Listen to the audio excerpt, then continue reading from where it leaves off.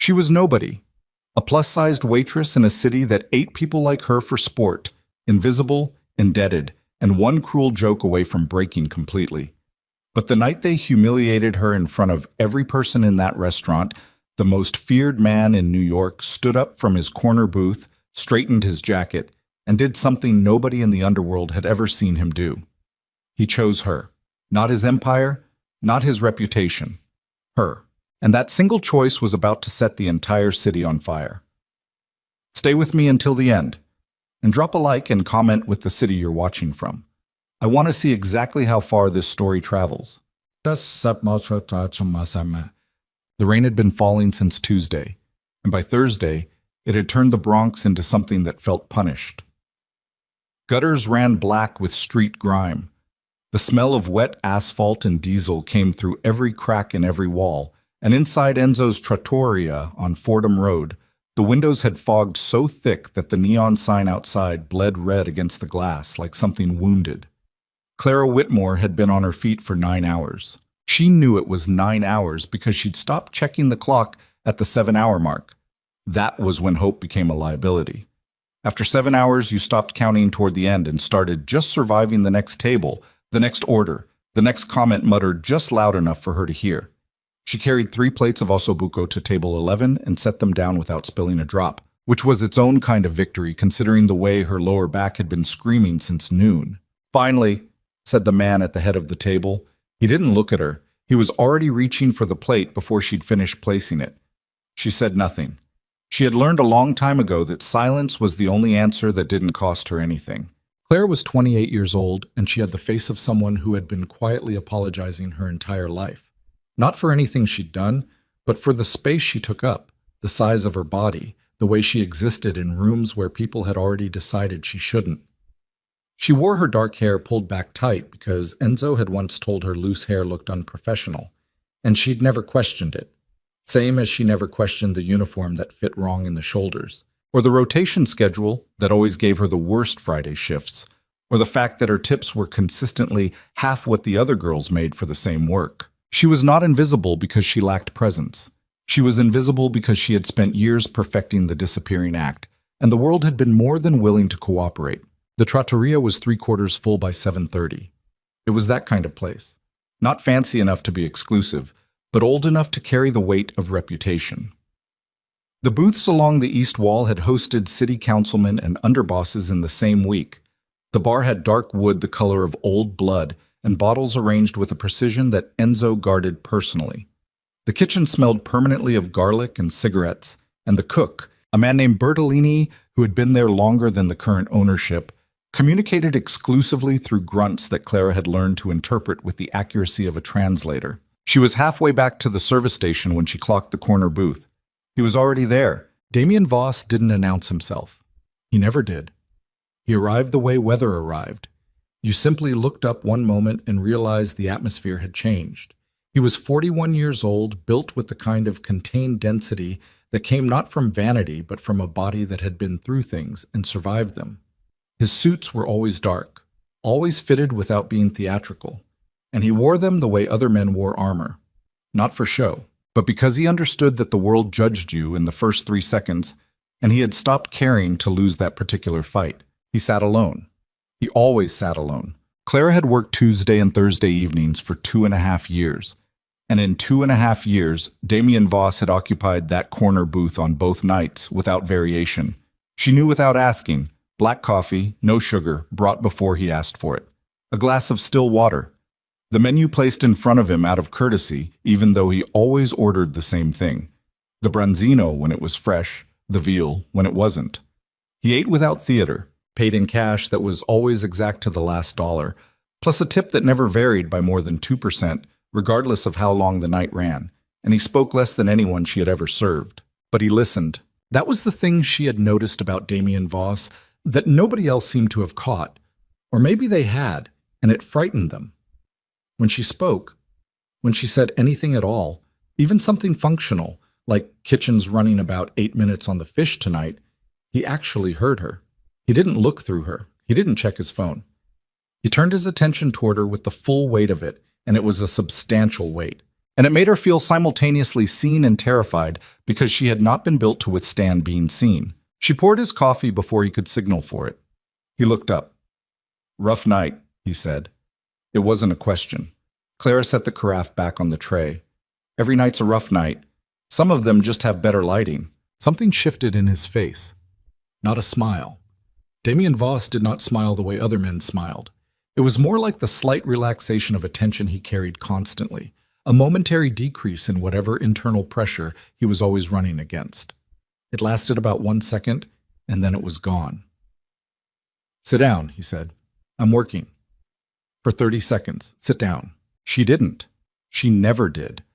But she stayed standing at the edge of the booth instead of moving away, which was its own kind of compromise, and she said, "You look like you haven't slept." "I haven't." "You want me to have Bertolini hold the fish until you've had the coffee?" "Yes." "Done." She picked up the tray. "Don't read your phone while you're eating. It makes your jaw tight." She walked away before he could respond, and she didn't look back, because looking back was how you lost ground you didn't have to spare. At the service station, Gina Rallo was refilling a breadbasket and watching Clara with the particular kind of smirk that Gina deployed the way other people deployed weaponry, casual, targeted, and with plausible deniability built in.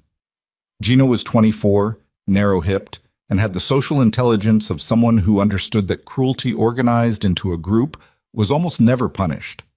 "He asked you to sit again?" "He asked me to check on his order." "Sure he did." Gina's smirk widened. "Must be a daddy thing. Or maybe he just likes his women with more to hold on to." She said it quietly enough that only Clara could hear, but the woman refilling waters 2 feet away definitely caught it, because she turned just slightly toward the sound and then back again, which was the move of someone who had heard and decided they were not involved. Clara set down the tray with more control than she felt. She had 2 responses available to her. She had learned them both and practiced them both, and neither of them ever actually changed anything. One was to say nothing, swallow it, keep moving. The other was to say something sharp back, which would result in Gina going to Enzo with a version of events that somehow turned the original insult into Clara's aggression. She had made the mistake of the second option twice in 2 years. The first time had cost her a Saturday shift. The second time had cost her a formal warning in her file. She said nothing. She went back to her tables. The night ran hard for the next hour. 2 large parties came in close together and backed up the kitchen, and Clara ran plates and managed complaints and refilled waters and did the math in her head the way she always did. Rent was 43 days overdue. The payment arrangement with the hospital billing department required her to hit a minimum of $200 every 30 days, or the account went back to collections, and she was $60 short with 3 days left in the month. Her mother's prescription costs had gone up again. The back of her neck felt like someone was pressing a thumb into the base of her skull. She was carrying a full tray, 4 entrees, 2 of them hot, the pasta threatening to slide on the uneven surface, when Marcus Calder stepped into the trattoria. She didn't know who he was, not yet. She would learn later that Marcus Calder was 26 years old, the youngest son of Vincent Calder, and that he had the kind of confidence that came from never having faced any real consequence in his life. He walked in with 3 other men, all of them loud in that particular way that announced itself before the door fully opened, and he stopped when he saw the corner booth. She saw him see Damien. Something passed over Marcus Calder's face.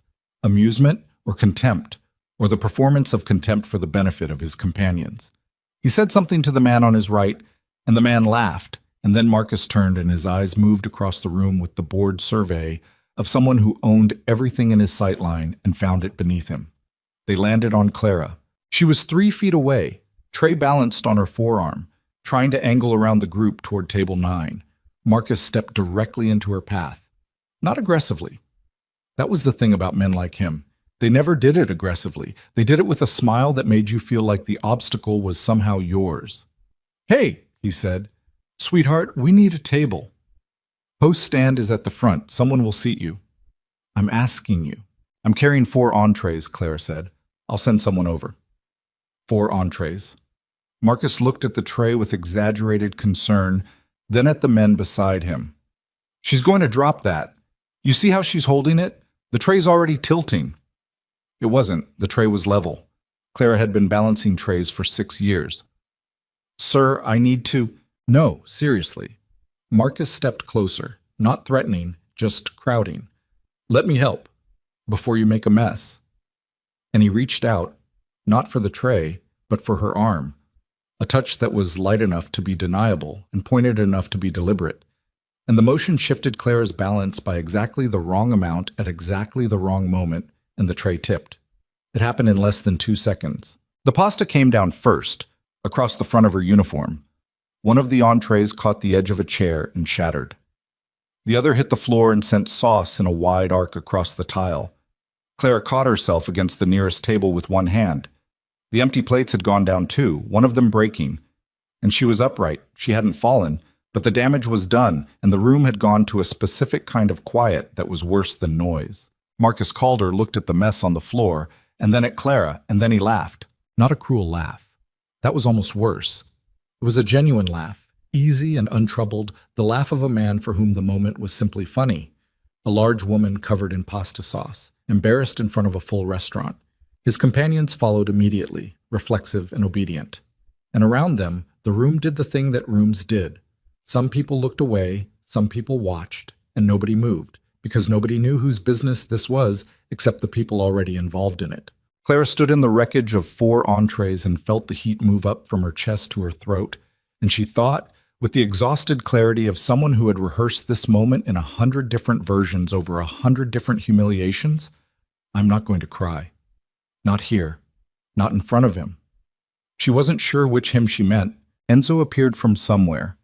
He always appeared when there was a scene, with the timing of a man who monitored his restaurant the way a general monitored a battlefield. And he looked at the broken plates and the ruined food, and then at Clara with an expression that contained no sympathy whatsoever.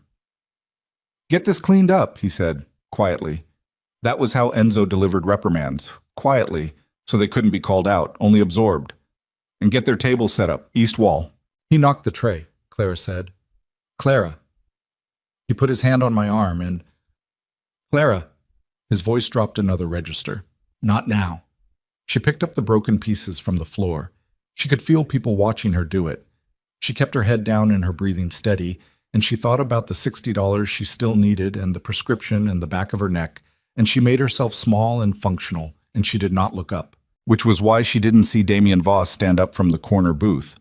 She heard it, though, the scrape of the chair, the particular quality of silence that moved through the room in a wave from the east wall outward, rippling across the tables the way a stone rippled water. And by the time it reached her, she was already looking up. Damien was standing at the edge of the corner booth. He wasn't moving fast. He wasn't moving with any kind of theater. He was simply standing, and the effect was the same as a temperature drop. Immediate, involuntary, and felt by everyone in the room simultaneously. Marcus Calder had gone very still. Damien walked toward the center of the floor with the measured pace of a man who had never once in his adult life needed to hurry to make a point.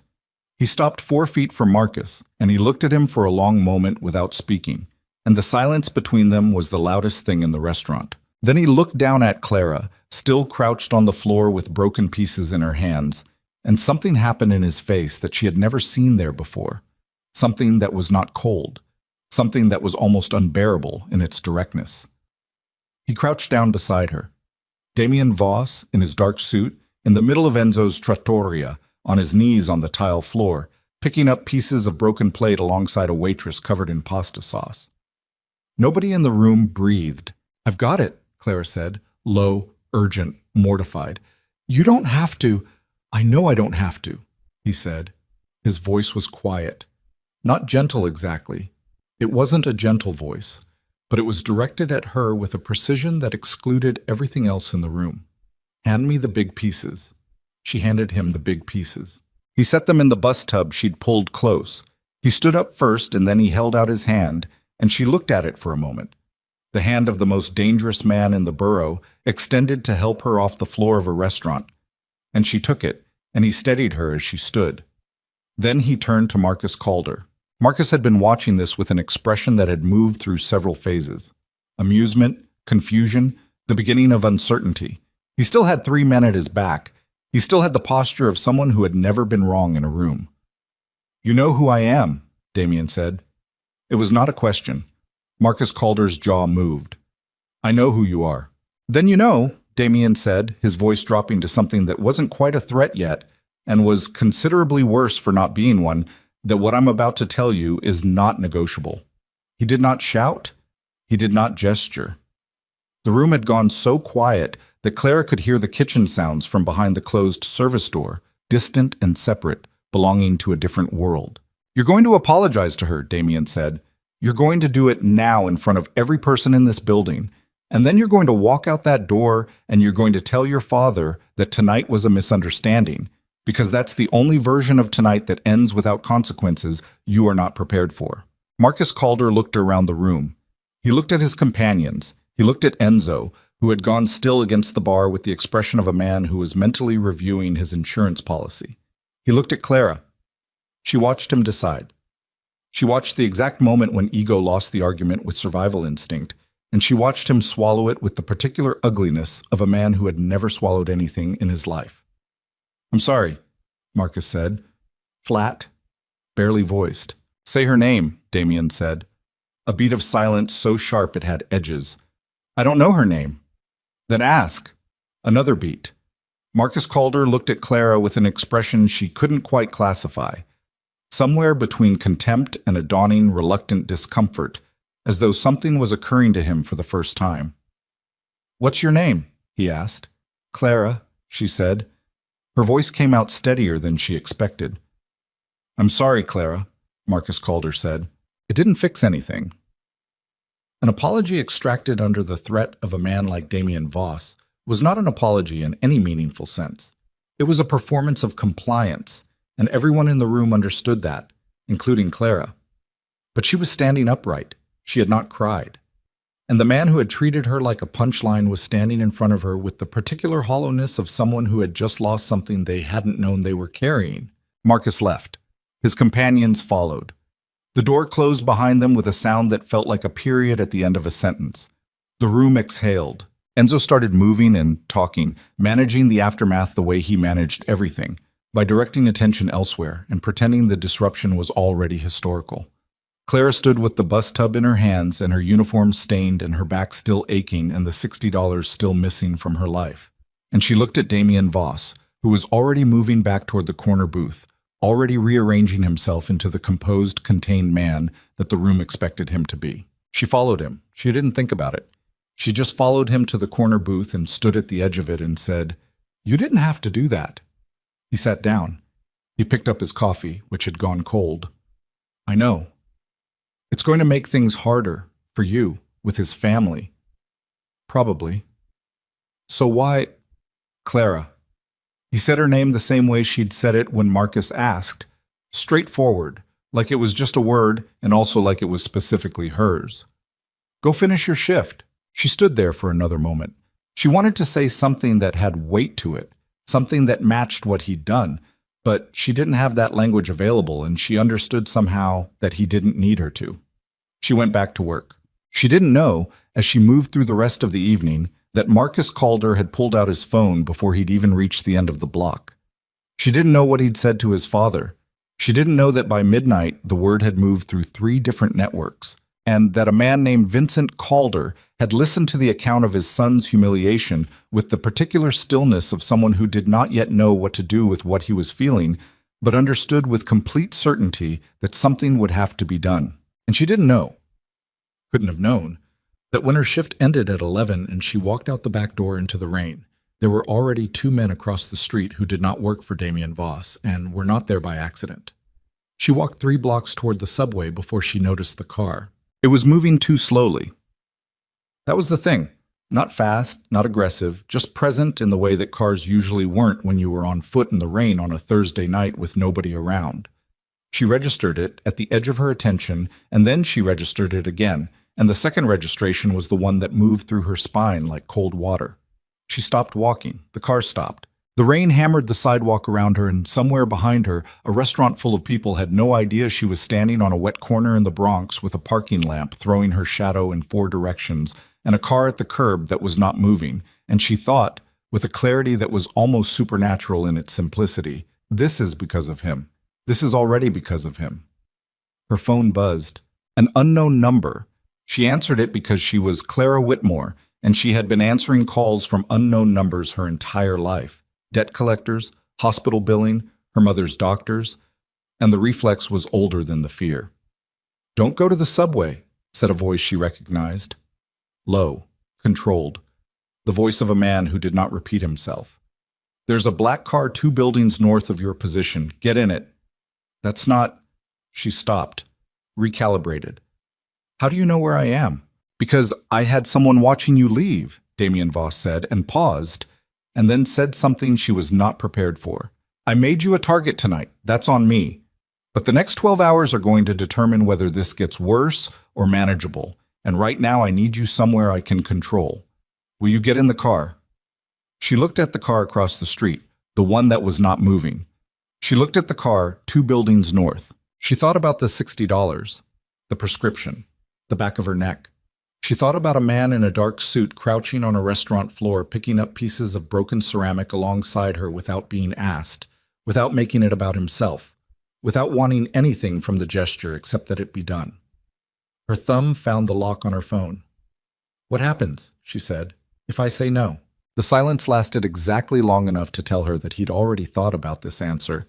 "Then I have someone follow you home to make sure you get there safe, and tomorrow morning you wake up and the world looks exactly the way it did this morning, except worse." Another pause.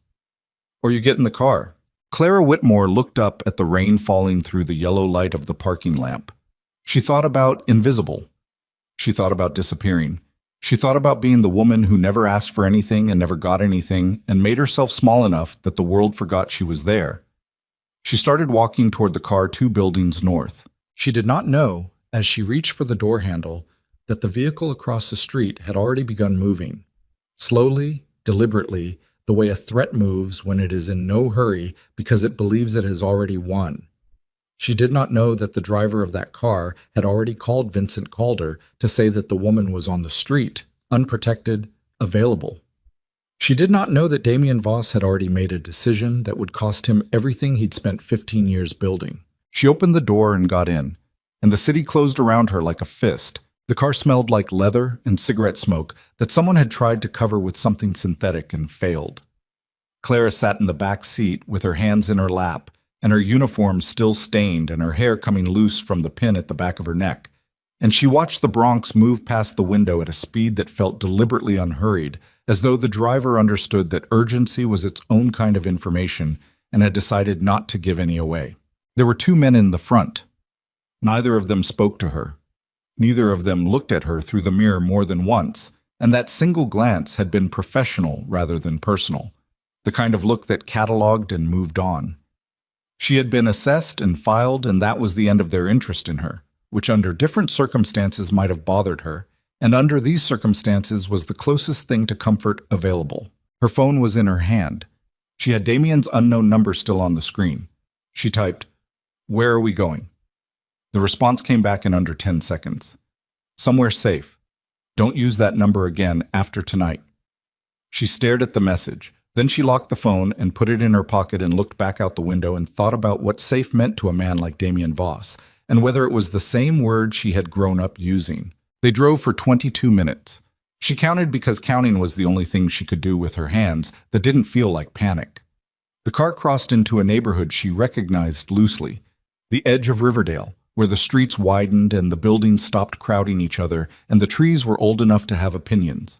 They stopped in front of a brownstone that was 3 stories and unremarkable from the outside in the specific way that expensive things were sometimes unremarkable from the outside, as though the people inside had decided that the best security was indifference. The driver got out, opened her door, said nothing.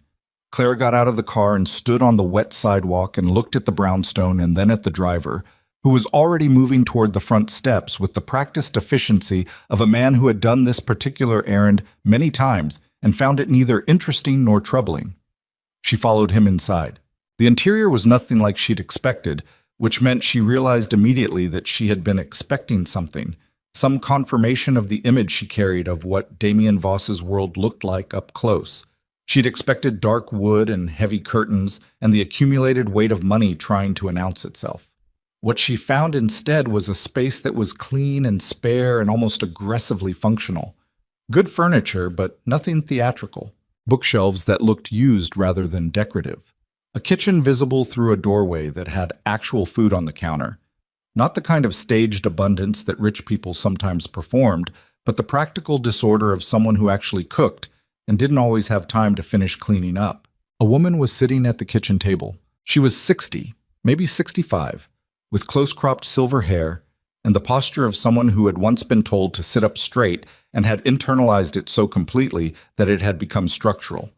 She looked up when Clara entered, and her expression did the thing that expressions rarely did when they landed on Clara. It did not perform neutrality over an initial reaction. It was just neutral, genuinely, efficiently neutral. The look of a professional who had been briefed and was proceeding accordingly. "Clara Whitmore," the woman said. Not a question. "Yes. I'm Renata. I work for Mr. Voss. Sit down." Clara sat at the kitchen table because there was no version of the next 30 seconds in which she didn't, and she watched Renata pour 2 cups of coffee with the unhurried competence of someone who did not consider this a social gesture. "You're not hurt," Renata said. Also not a question. No. Good." Renata set a cup in front of her. "There are clothes in the room at the top of the stairs. Second door, your size. You can change. He'll be here in 40 minutes. Clara wrapped her hands around the coffee cup. The warmth was almost violent against her palms. "He's coming here?" "Yes." "Why didn't he just... Why the car? Why not just meet me somewhere? Or... Because the car across the street from you was Vincent Calder's," Renata said, with the flat delivery of someone who had long since stopped softening information before delivering it. "And because Mr. Voss does not meet people in unsecured locations when Vincent Calder has people on the street." She sat down across from Clara. "Drink the coffee. Change your clothes. He'll explain the rest." Clara drank the coffee. She went upstairs and found the second door and opened it onto a room that was small and clean and had clothes laid out on the bed with a precision that suggested Renata had done this before the car had even picked Clara up, which meant Damien had made this decision before she'd answered his call, which meant something about tonight had been anticipated in ways she didn't yet understand. The clothes fit. That was its own unsettling thing, the fact that someone had known her size and acted on that knowledge without her awareness. She stood in front of the small mirror on the back of the door, in dark jeans and a gray sweater that was soft in the way that expensive things were soft without advertising it, and she looked at her own face and tried to find something in it that explained why any of this was happening to her. She found nothing. Her face was just her face. She went back downstairs. Damien arrived in 38 minutes, not 40. He came through the front door without knocking, which told her this was his building or close enough to his that the distinction didn't matter. He was still in the suit from the restaurant, but the jacket was gone and the sleeves were rolled to the forearm, and he had the look of a man who had spent the last 38 minutes in motion, not frantic motion, but the relentless directed kind, the kind that didn't show in the face, but lived in the set of the shoulders and the way the eyes moved when they first entered a room, cataloging before settling. They settled on Clara. "You changed," he said. Renata suggested it. "Good." He moved into the kitchen, poured himself coffee without sitting down, drank half of it standing at the counter, set the cup down. Then he turned and looked at her and said, "I need to tell you some things. Some of them are going to be difficult to hear." Clara looked at him across the kitchen table. "I've been hearing difficult things my whole life." "Go ahead." Something crossed his face at that. She couldn't name it exactly. It wasn't pity.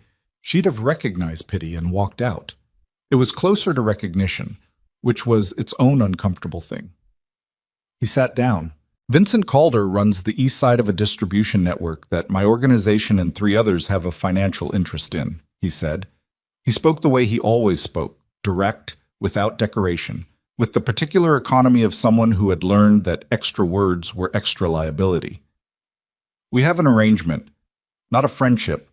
An arrangement. Tonight, his son came into my restaurant and put his hands on someone under my roof.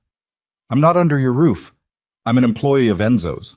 You're under my roof when you're in a room where I'm sitting," Damien said.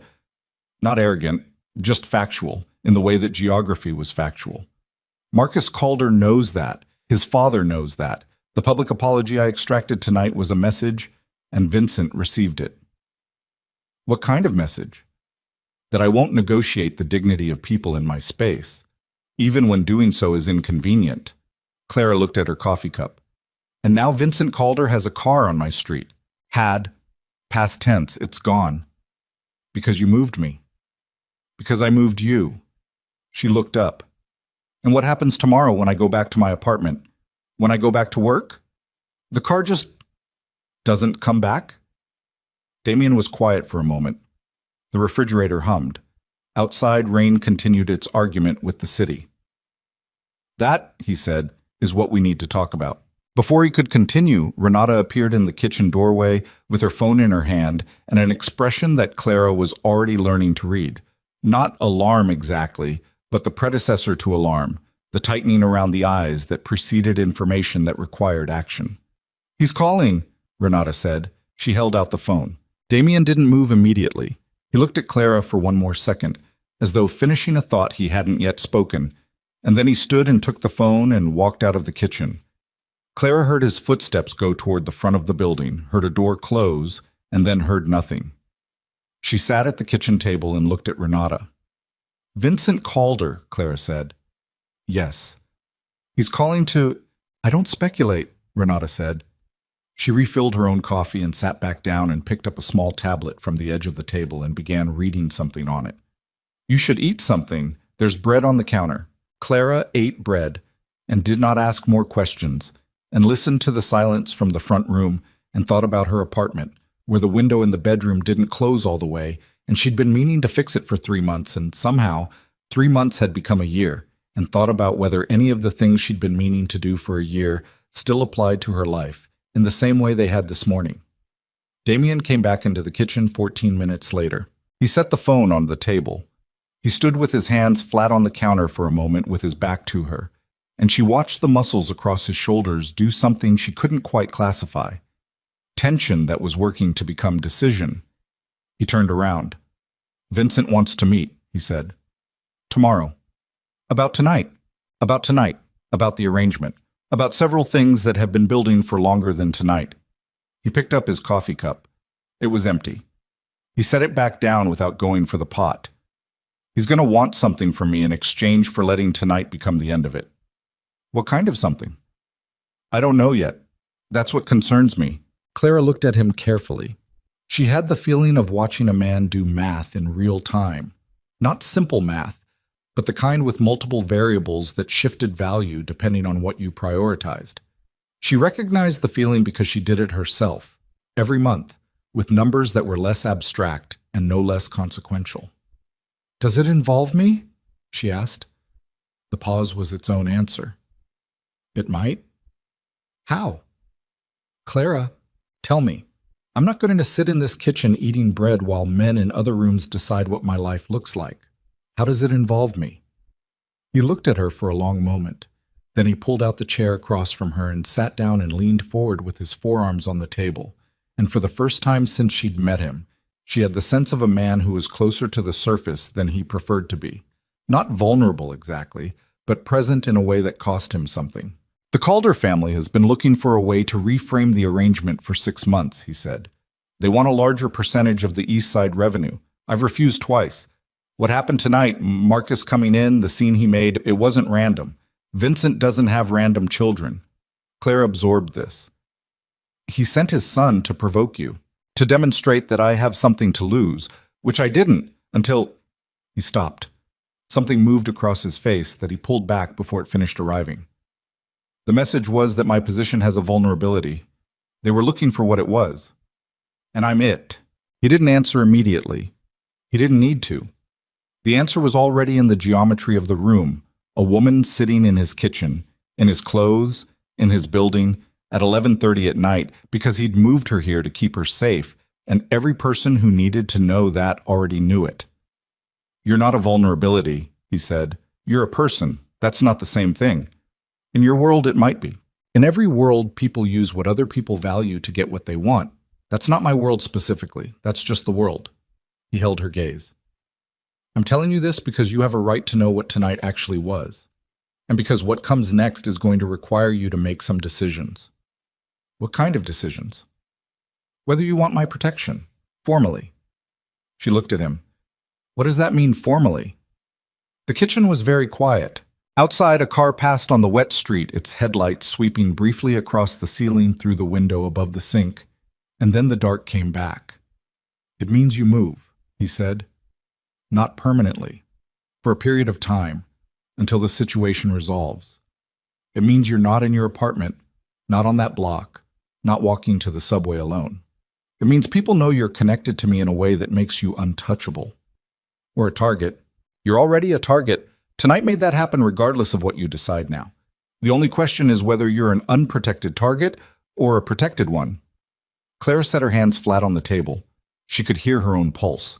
Not in her ears, in her hands, the slow, insistent pressure of blood moving through her body with complete indifference to the complexity of her situation. Her body was doing what it always did, continuing, regardless.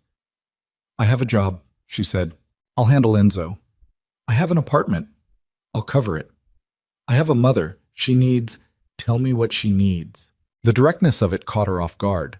She had been waiting for the part where the offer narrowed, where the conditions appeared, where what was being given turned out to be balanced by what was being taken. She had grown up in a world where help always had a mechanism, visible or not, and the mechanism was always eventually revealed, and it always cost more than the help was worth. She looked at him.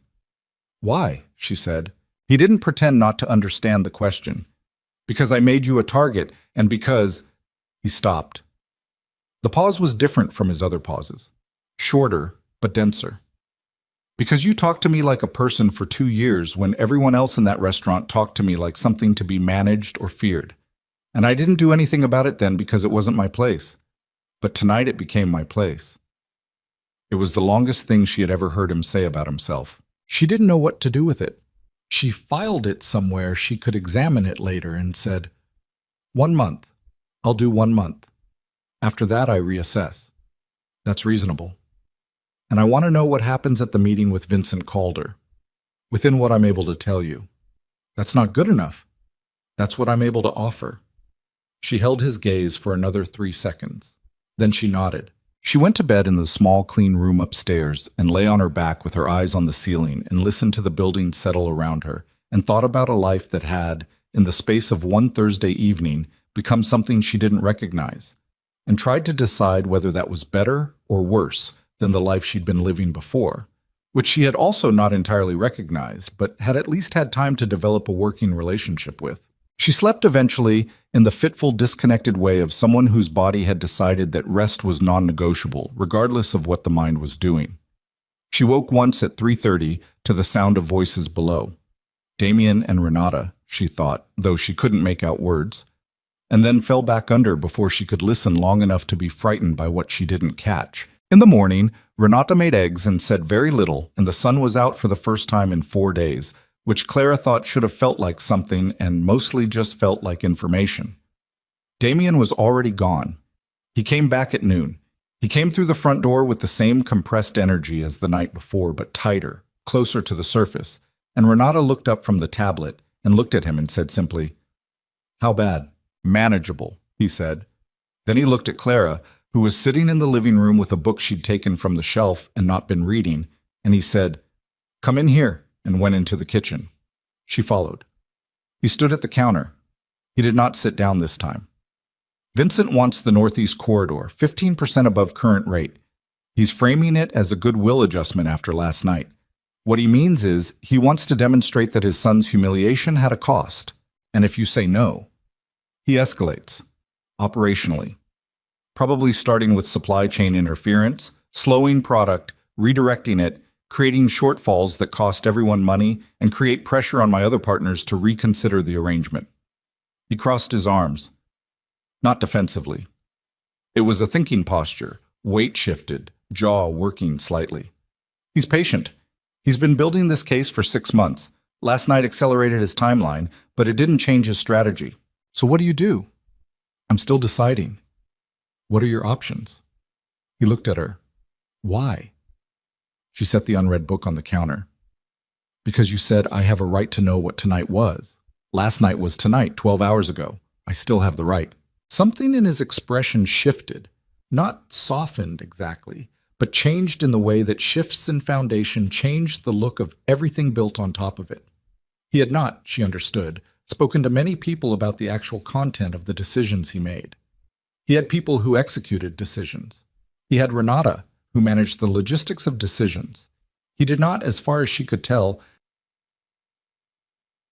have anyone who sat across from him in a kitchen and asked him to walk through the reasoning before the decision was made. Option 1, he said. I give Vincent what he's asking for, the 15%. It settles the immediate situation, loses me money and positioning, and tells every other partner that I can be pressured through personal associations. So not that. Not that. Option 2, I counter. Offer 5% as a face-saving gesture, frame it as a voluntary correction, make it look like his move. It might hold for 6 months. And option 3, the silence that followed was a different kind of silence than the ones she'd learned to read from him. Heavier, more deliberate. The kind that preceded something he'd already decided and was figuring out how to say. Option 3 is I call Vincent's bluff by going over him. There are 2 other family heads withstanding in this arrangement. If I bring both of them to the table and make it clear that the existing percentages are fixed by consensus rather than bilateral negotiation, Vincent loses the leverage to threaten me unilaterally. He can't escalate without their approval. He won't get it. That sounds like the right option. It is. It's also the option that takes 3 weeks minimum to arrange, requires me to make commitments to the other families that I would prefer not to make, and gives Vincent 3 weeks to do something unpredictable. He looked at her steadily. Which brings me back to you. Clara waited. During those 3 weeks, he said, Vincent is going to look for pressure points. You are a pressure point. I need you somewhere he can't reach you, and I need you to stay there without feeling like I've taken something from you to do it. She heard what was underneath that sentence, the fact that he had thought about what it would feel like to her, that he'd considered it separate from the operational calculus, not as a variable, but as a thing that mattered independent of its strategic value. You've thought about this a lot, she said, since approximately 9:47 last night. That's when the car stopped outside. That's when I knew it wasn't random. She looked at him. He looked back. The kitchen around them was ordinary. The refrigerator's hum, the morning light through the window above the sink, the smell of coffee still in the air from breakfast. None of it mapped onto the conversation they were having. She had that feeling again of her life being a container that had, overnight, been asked to hold something with completely different properties than what it had been designed for. 3 weeks, she said. Probably 3 weeks. And then? And then the situation is resolved and you can go back to... He stopped. Something went through his face, brief and unguarded, and she caught it before he could retrieve it. Something that looked like the beginning of a sentence he wasn't prepared to finish honestly. Back to what? She asked. He didn't answer. That was the moment she understood that the situation might resolve itself in 3 weeks. But something else. Something that had been accumulating for 2.5 years of Tuesday and Thursday evenings in a corner booth was not going to resolve itself on anyone's timeline, and that understanding sat between them in the kitchen like a third person, acknowledged by neither and impossible for either to ignore. She was about to say something, she wasn't sure what, something practical, something that would give them both an exit from the moment, when Renata walked in with her phone extended. It's Marcus, she said. Damien's face did not change. That was the frightening thing. It simply went flat, the way a surface went flat when pressure was applied from underneath. Everything still but the stillness itself, carrying information. Why is Marcus calling this number? Damien said. It was not addressed to Renata. He said his father doesn't know. He said he needs to talk to you before the meeting. Damien took the phone. He looked at it for one moment. Then he looked at Clara and said, Go upstairs. Damien? Now Clara.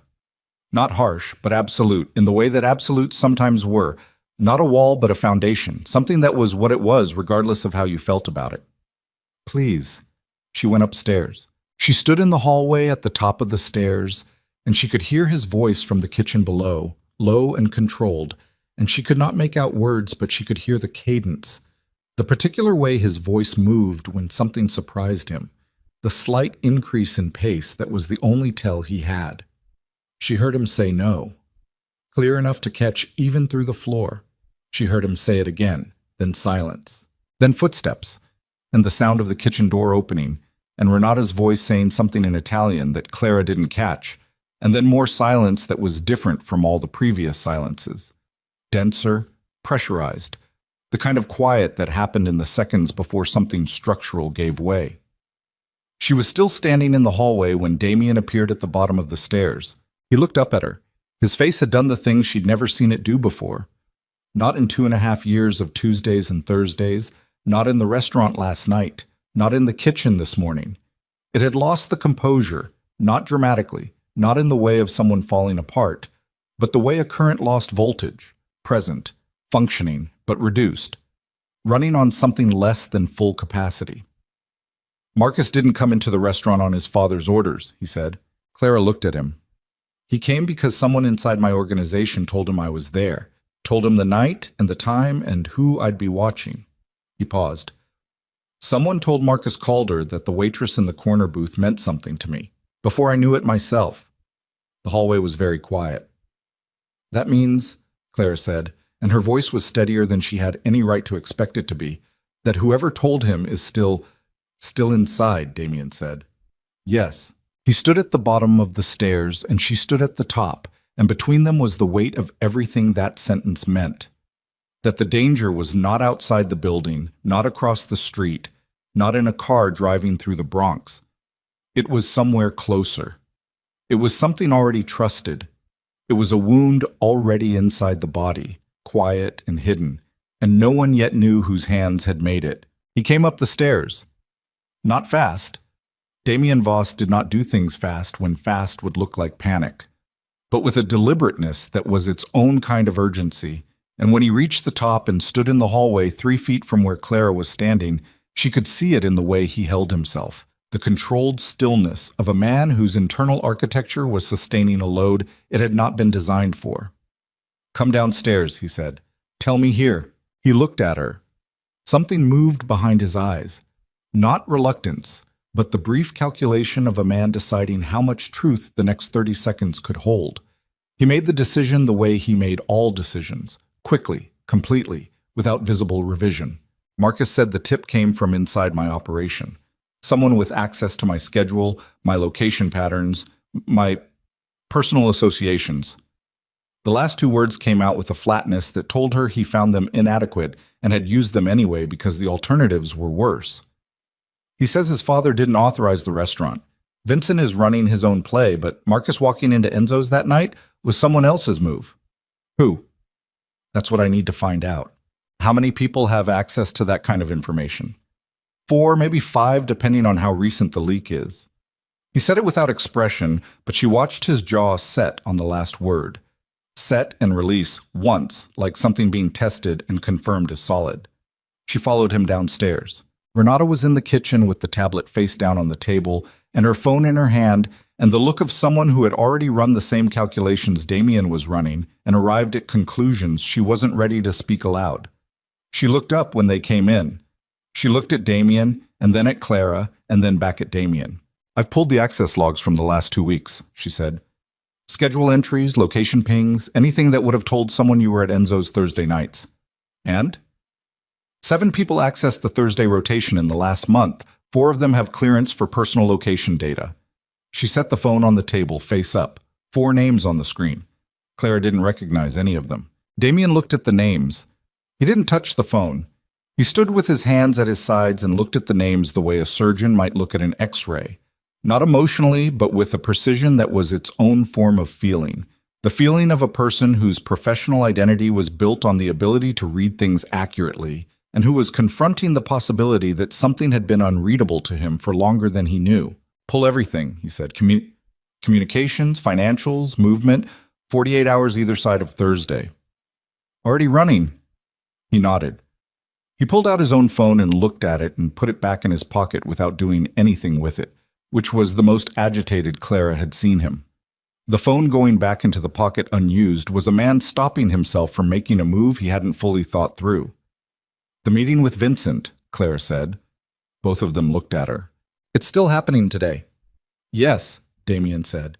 If someone in your organization tipped off Marcus, and if Marcus is now warning you about it, then either Marcus is genuinely trying to help you, or Marcus is the second move in something his father built with your insider's help, and the warning is designed to send you in the wrong direction before the meeting. The kitchen was very quiet. Renata looked at Damien. Damien was already looking at Clara with the expression she'd seen once before. The one that wasn't quite surprise, because he wasn't a man who surprised easily, but was the closest thing to it that his face could produce. "Which is it?" Clara said. "I don't know yet," he said. "That's the problem." She sat down at the table. She put her hands flat on the surface. Her own tell, she realized, the physical act of grounding herself when the ground felt unreliable. And she said, "What time is the meeting?" 2:00. She looked at the clock on the microwave. It was 10:47. "Then you have 3 hours to decide which version of Marcus you're dealing with, and you can't do that from here." She looked at Renata.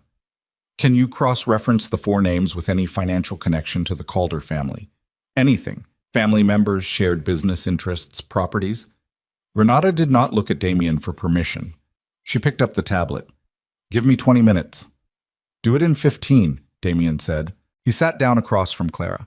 He sat the way he always sat, with the weight of himself fully committed to the chair, nothing provisional about his posture. But there was something different in it today that she placed after a moment. He was tired. Not sleepy. Tired in the deeper register, the kind that sleep didn't fix because it wasn't built from sleep deprivation, but from years of sustained vigilance, of trusting carefully and being careful about what you trusted and doing the mathematics of loyalty every single day, and knowing that the mathematics was always eventually wrong about someone. "You've done this before," Clara said. Had someone turn. "Yes." He was quiet for a moment. "Once, 12 years ago, a man named Sutter, who'd been with my father before me." He said it without effect, the way people said things they had worked very hard to file correctly. He was passing information to a competitor for 8 months before we found out. We didn't find out because we caught him. We found out because the competitor made a move using information that only Sutter could have provided. And the move cost 3 people their livelihoods, and 1 person considerably more than that. Clara heard what was in the space around the last phrase. She didn't ask him to fill it. "After that," he said, "I restructured everything, compartmentalized the information access, built in verification layers, made it so that no single person had enough pieces to do real damage without being traceable." He looked at his hands on the table. "Someone found a way through it anyway, which means they've been patient and smart and present long enough to understand the system, which narrows it. Yes. Someone who's been with you long enough to learn the compartments. Yes." He looked up. She looked back at him. The kitchen light was ordinary and flat, and it made him look older than he did in the restaurant, where the lighting was warm and strategic. Here he looked like what he actually was.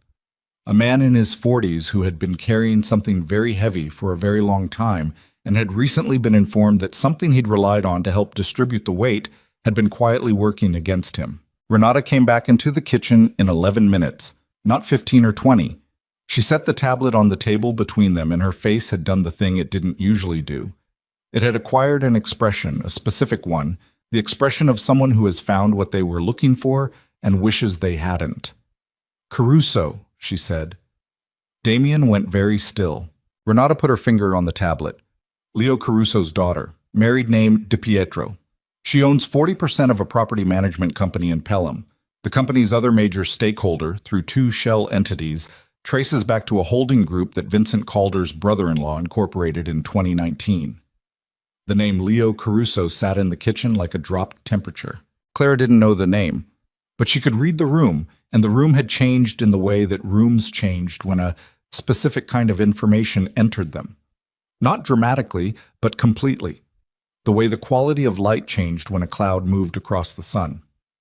Everything was the same, and everything was different, and the difference was in how you understood what you'd been seeing. "Leo's been with me for 11 years, Damien said. His voice had not changed in volume or cadence. That was the worst part, and it hadn't changed at all. "I know," Renata said. "He was at my father's funeral."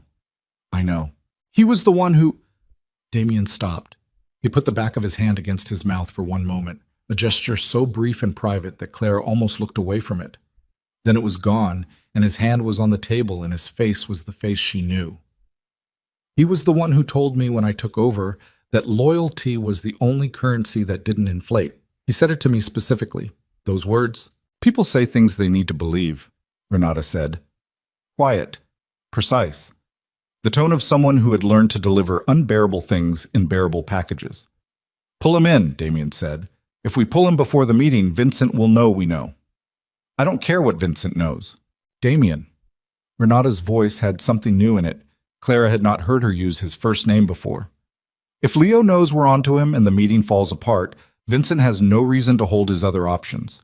We lose the 3-week window. We lose the coalition play. We end up reactive instead of ahead." The refrigerator hummed. A car passed outside. Damien's hands were flat on the table.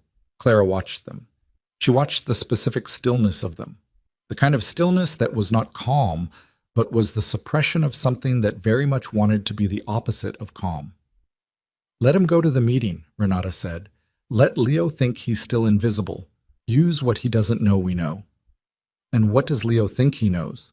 "He thinks he set the board. He tipped Marcus. Marcus comes in and makes a scene. You react emotionally. Vincent uses your reaction as the basis for the renegotiation. He thinks you're walking into that meeting already destabilized." "He's not wrong," Damien said. "He is wrong," Claire said.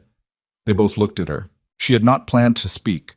The words had arrived with the same involuntary quality as the decision to get into the car the night before, not thought out, just present, pulled up from somewhere that operated below deliberation. "He thinks you're destabilized because of last night," she said. "Because of the restaurant, the scene, the car outside. He thinks you made an emotional decision, and now you're operating from a compromised position." She kept her eyes on Damien. "But you're not. You know what he doesn't know you know. That's not a compromised position. That's the only position that matters." The kitchen was very quiet. Damien looked at her for a long moment. Then he looked at Renata. Renata was looking at Clara with the assessment expression, the cataloging look. But this time something had been added to it that hadn't been there before. Not warmth exactly. Renata did not appear to operate in warmth, but a recalibration of some kind. "Set up the meeting," Damien said. "Don't touch Leo. Don't touch anything that might tell him we've moved." Renata nodded and left the kitchen. Damien stayed at the table. He was looking at the tablet but not reading it, she could tell. His eyes were too still, focused on a fixed point that had nothing to do with what was on the screen. She recognized that kind of looking. She did it herself, in the bathroom mirror some mornings before work, staring at a point just past her own reflection, building the necessary architecture to get through whatever the day required. "Leo has a son," Damien said. Not to her exactly, just to the air in front of him. 19 years old, I paid for 2 years of his community college. Clara said nothing. "I don't say that for credit," he said. "I say it because it means the decision Leo made wasn't made in a vacuum. He has people, he has reasons, and whatever those reasons are, they were strong enough to override 11 years. He paused. "I find I want to know what they were, before anything else." "Why?" He looked at her. "Because if I don't understand it, I'll just repeat the conditions that produced it." She held his gaze. He was, she thought, one of the most genuinely isolated people she had ever been in a room with. And she had been in rooms with a great many isolated people because isolation was something she recognized from the inside and could therefore identify in others with a precision that people without that particular experience often lacked. "Go to the meeting," she said. "Do what you need to do. I'll be here." "You don't have to—" "I know I don't have to," she said, giving him his own words back with a deliberateness that was not unkind. "Go." He went. The brownstone was very quiet after he left. Renata moved through it with the focused efficiency of someone running a command operation from a kitchen table, which was essentially what she was doing. 3 phones, the tablet, a legal pad that was filling with notes, and a cramped, precise script that Clara couldn't read from across the room. Clara stayed out of her way and found a chair near the window in the front room and watched the street and tried to make her mind do something useful. It didn't. Her mind kept returning to the restaurant, to the moment the tray tipped, to the way the room had gone quiet and the way Damien had stood up from the corner booth with that particular unhurried gravity, and she found herself examining the sequence of events with the unsettled feeling of someone who has just learned that a thing they witnessed was not what they thought it was. Not simpler than what they thought, but more layered, involving machinery that had been running long before the visible moment. Someone inside Damien's operation had told Marcus Calder to go to that restaurant, had told him when to go, had told him, apparently, that there was a waitress in the corner booth who meant something to the man who sat across from her twice a week. She turned that over. Meant something. Past tense, according to Damien. Before I knew it myself, he had said, standing at the bottom of the stairs. She hadn't flagged the tense at the time. She flagged it now, sitting in a chair by the window with the October sun moving across the floor in the slow way that sun moved when you had nothing to do but watch it. And she turned the phrase over until it was worn smooth and still didn't yield anything simple. Renata appeared in the doorway at 12:40. I'm going to the meeting location to set up sight lines. You'll stay here. The door locks from the inside. Don't open it for anyone except Damien or me. You have my number. She paused. Do you have questions? Will he be safe at the meeting? Renata considered this with the seriousness it deserved. He'll have 2 people outside. Vincent will have his own. It's a neutral location. We chose it jointly, which means neither side can use it as a trap without destroying whatever goodwill they're pretending to negotiate in. Another pause. He's done this before. Does that make it safe? It makes it less dangerous than the alternative. She moved toward the front door. There's food in the refrigerator. Don't call him during the meeting. She left. Clara sat in the empty brownstone and listened to it be empty. It was a specific kind of quiet, the quiet of a place built for more activity than it currently held, like a theater between performances. She ate something from the refrigerator, standing up at the counter without tasting it, and then she went back to the chair by the window and she waited. The meeting was supposed to take an hour. At 3:15, Damien was not back. At 3:40, she called Renata. It rang 4 times and went to voicemail, and she hung up without leaving a message and sat with the phone in her hand and did not, through an act of will that cost her something real, let herself fill the silence with the worst versions of what it might mean. At 4:03, the front door opened. She was on her feet before she'd made the decision to stand. Damien came through the door, and he was whole, upright, moving under his own direction, no visible damage. But the quality of his movement had changed. The compression she had learned to read in him, the contained forward momentum, was gone. What replaced it was something she didn't have a word for, not in the vocabulary of how she'd understood him until now. He moved like a man who had been handed something he hadn't expected to have to carry and was still working out the weight distribution. He saw her standing in the middle of the room, and he stopped. Tell me, she said. He came in. He sat on the arm of the chair by the window. Not in it, on the arm, like a man who couldn't fully commit to the posture of rest. He put his forearms on his knees and his hands loose between them, and he looked at the floor for a moment. Vincent didn't come, he said. She waited. He sent his lawyer and a letter. Damien's voice was flat in the specific way of someone reading from an internal document they had already memorized. The letter outlines his position on the Northeast Corridor renegotiation. It's no longer 15%. He wants full operational control of the Northeast distribution by the end of the month. Not a percentage, control. Clara sat down on the coffee table across from him. That's completely different from, it's a different demand, yes. He escalated overnight. Why? Damien looked up. His eyes were steady, but there was something behind them that hadn't been there this morning. Something that had been delivered to him in a room that afternoon and that he was now carrying back into this house whether he wanted to or not. Because he knows about Leo, he said. The room went very still. Vincent's lawyer delivered a second document, a financial audit, detailed, current, and accurate, of 3 of my Northeast accounts. Information that would require access to internal records that only Leo handles. He paused. Leo didn't just tip off Marcus. He's been feeding Vincent operational data for months. The accounts, the contacts, the supply structure. Vincent doesn't want a percentage of my Northeast operation. He wants it because he already knows everything about it, and he's confident he can absorb it cleanly. Clara heard her own breathing. He played the restaurant as the opening move, Damien said.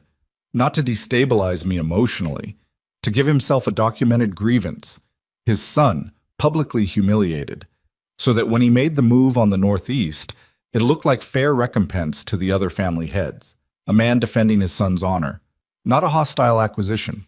He looked at his hands. It's elegant. I would have done the same thing. That's not a comfort. No, it's not. She looked at him.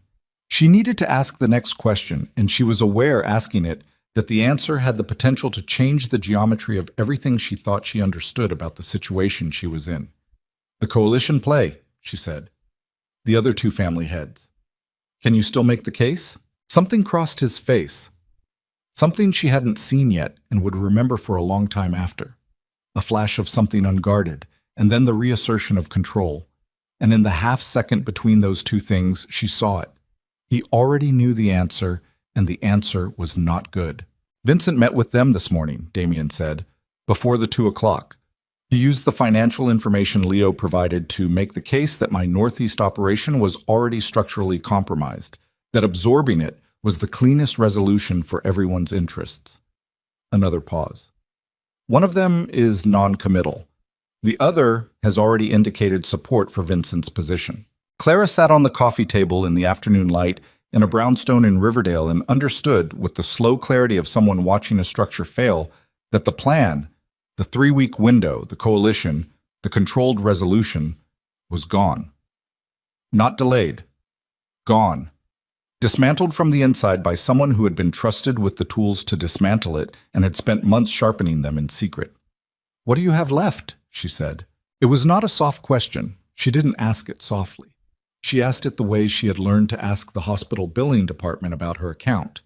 Directly, without flinching, because flinching cost you time and time cost you options. Damien looked at her for a long moment. "I have 12 hours before Vincent files the formal claim with the other families," he said. "After that, it becomes a consensus process, and I'm on defense. If I'm going to do anything, it has to happen before midnight." "What can you do in 12 hours?" "I can go to Leo." Clara looked at him. "To do what?" "To ask him," Damien said, quietly. "Before anything else. I told you this morning, I want to understand it before I do anything else. The why. The actual reason." He looked at her, and then, depending on what he says, there may be something salvageable. If Leo is willing to recant, to provide a counter-account to the other families of what Vincent asked him to do and why. If Leo becomes a witness instead of a weapon, the financial documents become evidence of Vincent's manipulation rather than evidence of my vulnerability. Will Leo do that? I don't know. What happens if he won't? Damien was quiet for a moment. The October light had moved across the floor and now lay against the base of the far wall, thin and reddening. "Then I lose the Northeast," he said, "and I spend the next 6 months rebuilding from a position that everyone in this city will know was compromised. And Vincent Calder will have demonstrated to every person watching that the way to take something from Damien Voss is to find the person he trusts most and use them quietly until the time is right." Clara stood up. She walked to the window and looked out at the street. The ordinary street. Cars, a woman walking a dog, the sun doing what the sun did without consulting anyone about timing. She stood there for a moment with her back to him, and she thought about what she was going to say before she said it, which was something she did not always have the luxury of.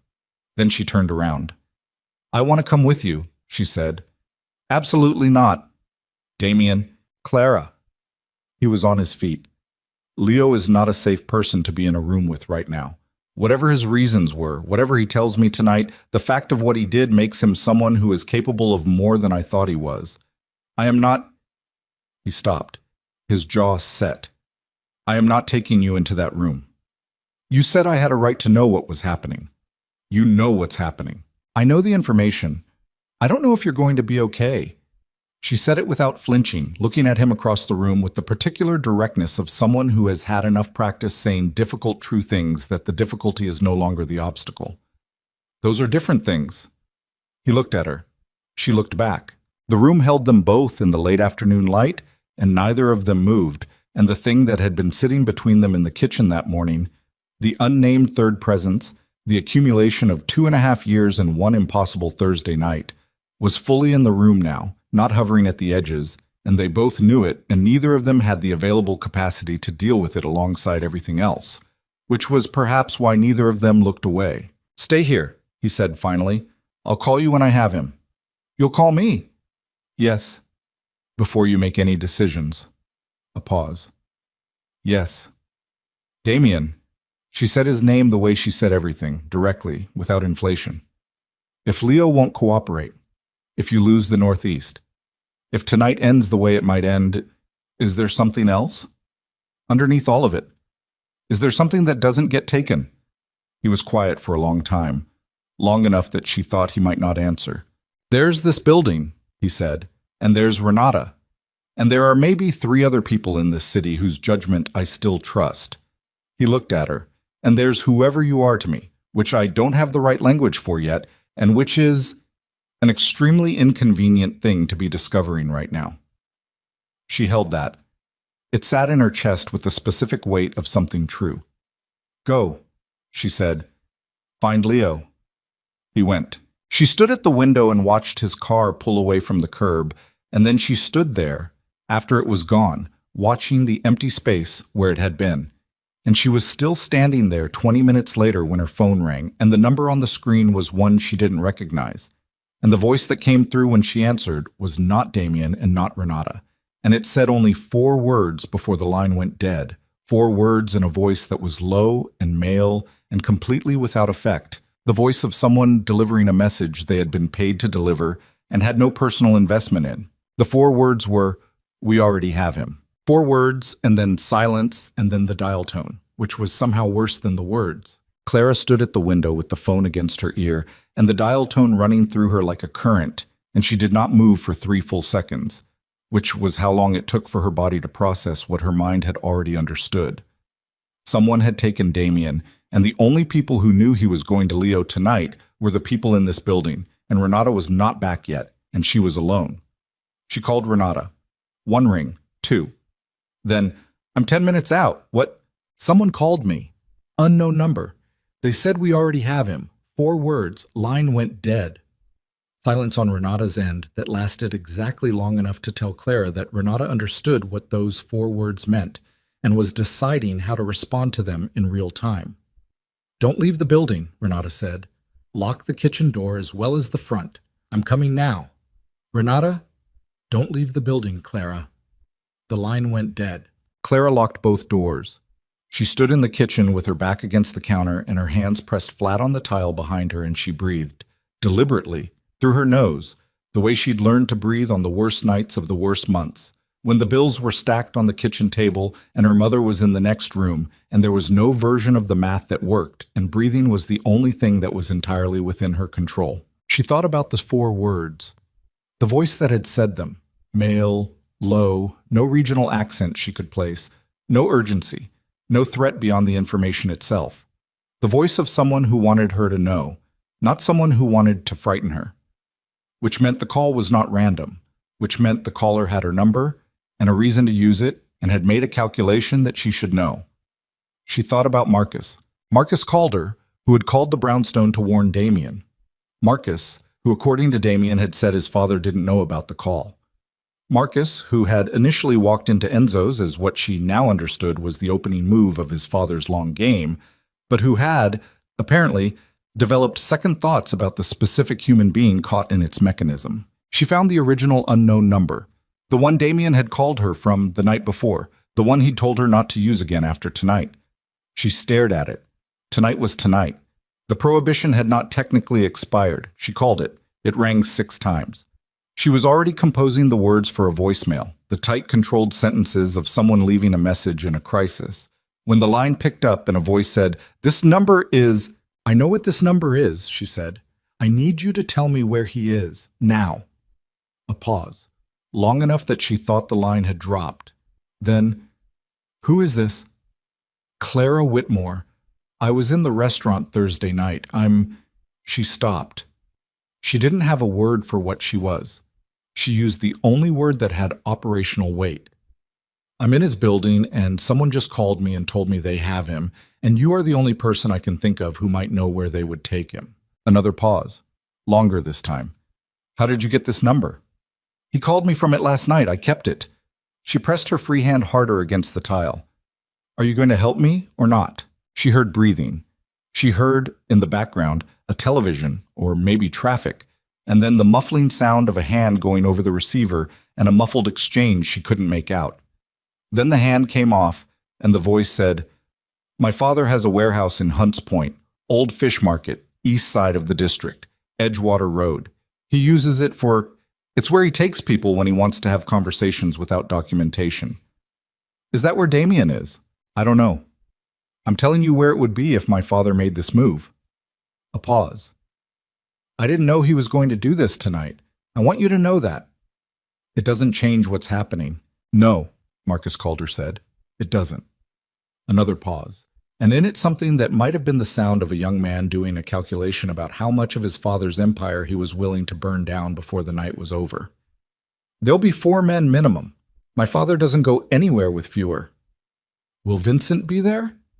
If he wants to do this personally, yes, he'll want to be there.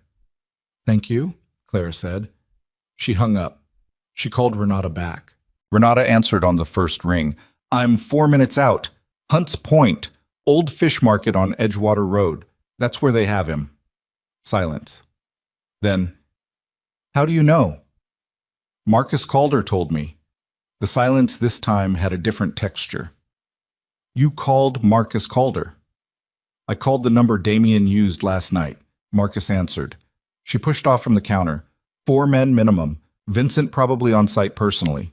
Renata's voice, when it came back, was the voice of someone who had made a decision and moved on from making it in the span of a single breath. I'm rerouting. Give me 8 minutes. Do not. I'm coming with you. Clara, he told me to call him before he made any decisions. He didn't call. That means he couldn't call, which means this is already past the decision point, and sitting in this building is not something I'm able to do. She heard her own voice, and it surprised her. Not the words, but the quality of them, the absence of the apologetic undercurrent she'd spent years threading through everything she said as a kind of preemptive tax on her own presence. The undertow was gone. What was underneath it was just her making a statement of fact. I'm coming. Where do I meet you? 8 seconds of silence. Front steps, Renata said. 3 minutes. Renata's car was a dark sedan that looked like nothing and moved like something, and she drove with both hands on the wheel and her eyes forward and the contained focus of a woman for whom this was not the first time she had driven toward a situation that most people would have been driving away from. She handed Clara a phone, not her own, a second one, pulled from the glove compartment. If we're separated, this has 1 number in it. You call it and say the word stable and someone will come to your location. Stable? Clara repeated. Don't use it unless we're separated. If you use it unnecessarily, it compromises the contact. Clara held the phone. How many people can we get to Hunts Point in the next 2? Already moving. Renata changed lanes with a precision that suggested she was counting seconds. They'll be on site before us, establishing sight lines. 4 men, Marcus said. I heard you the first time. They crossed the bridge in silence. The city moved past the windows in the particular way it moved at night when you were traveling through it toward something instead of away. The lights had weight, the streets had direction, and everything peripheral fell away until the windshield and what it framed was the only geography that existed. Hunts Point at night was its own kind of landscape, industrial and indifferent, the streets wide and poorly lit, the buildings blocky and purposeful. The fish market district had its own smell even at this hour, something salt and cold that had seeped into the concrete over decades and become structural. Renata cut the headlights 2 blocks out and rolled the last stretch with only the city's ambient light and the orange sodium glow of the distant highway. She stopped the car in the shadow of a loading dock. The building is half a block east, she said. Single entry on the north face, loading bay on the south, but it'll be chained. She looked at Clara. Her voice was level, but her eyes were doing the cataloging thing, the assessment, and this time Clara held it without looking away. You stay behind me. You do not move unless I tell you to move. If I tell you to go back to the car, you go back to the car. Those are not negotiable. Understood. I mean it. I know you mean it, Clara said. Let's go. They moved through the shadow along the face of the loading dock. Renata ahead and Clara 3 feet behind, and the cold came off the river in gusts that pushed the smell of salt and diesel into their faces, and Clara's heart was doing something she could feel in her throat. Not fear exactly. Fear had a specific quality, a loosening, but something closer to the sensation of maximum aliveness, every nerve ending reporting in simultaneously. She had never done anything like this in her life. She had stood in a restaurant for 6 years and absorbed insults and done math that didn't work, and carried trays that were too heavy and made herself small enough to fit inside the space the world allocated to her, and she had never once run towards something dangerous in the dark. It felt, against all logic, like the most like herself she had been in years. The building was concrete block, large windows blacked out from the inside, a single metal door on the north face with a light above it that was working. Two men outside the door, standing in the particular way of men who were being paid to stand somewhere and had been doing it long enough to be bored, but not long enough to be careless. Renata stopped at the corner of the adjacent building. She pressed her back against the wall, and Clara did the same, and Renata held up 2 fingers and pointed toward the door, and then held up 2 more fingers and pointed toward the south, and Clara understood, 2 visible, 2 elsewhere. She felt Renata's hand close briefly on her forearm. Stay. Then Renata was on her phone, thumb moving, and 30 seconds later the 2 men by the door looked at something on the south side of the building. A sound or a light, something that required both of them to turn. And when they turned, 2 shapes emerged from the darkness on the east side of the loading dock, with a speed and economy of motion that Clara would later struggle to describe accurately because it was over before her brain had fully processed that it had begun. The door was clear. Renata moved. Clara followed. Inside, the smell of the old market was stronger, cold concrete and rust, and beneath it something chemical, the residue of industrial cleaning that had not quite won its argument with the underlying history of the space. The interior was vast and poorly lit, the ceiling lost in darkness above the reach of the 2 work lights set up in the center of the floor, and the work lights threw hard shadows that gave everything they illuminated the quality of a stage set. Too bright, too defined, with darkness pressing in from all sides. Damien was in the center of the floor. He was on his feet. That was the first thing, the thing that mattered most, the thing that her body registered before anything else. Upright, hands behind him, which meant his hands were secured to something, a support beam or a chain she couldn't see from this distance. But he was standing. His jacket was gone and his shirt was torn at the collar, and there was blood on his face, a cut above the left eye, not deep, but persistent, the kind that bled disproportionately. And he was looking at the man standing 6 feet in front of him with an expression that she had never seen on him in 2.5 years of Tuesday and Thursday evenings, but that she recognized immediately. Damien Voss was not afraid. He was not broken. He was furious, in the deep core way of someone for whom fury was not a performance but a foundation. Not hot, not explosive, but cold and structural, the kind that didn't burn out because it didn't burn at all. It simply held. Vincent Calder was shorter than she'd imagined. 60, perhaps 62, with the build of a man who had once been physically formidable and was now formidable in different ways. He wore a coat that was too good for this building and stood with his hands clasped behind his back, which gave him the posture of a man inspecting something he was considering purchasing. Leo Caruso stood to Vincent's left. Clara had not seen Leo before. She saw him now. A man in his mid-50s with graying temples and the face of someone who had once looked younger and had not done so in some time. He stood slightly apart from Vincent, and the space between them contained a negotiation that had already happened and from which Leo had not fully emerged. He looked, she thought, like a man who had made the largest decision of his life and discovered, too late, that the size of the decision and the rightness of it were not the same thing. He was looking at Damien with an expression she couldn't name. Not triumph. Something that was trying to be nothing and failing. Renata's hand on Clara's arm, pressing her into the shadow behind a structural column.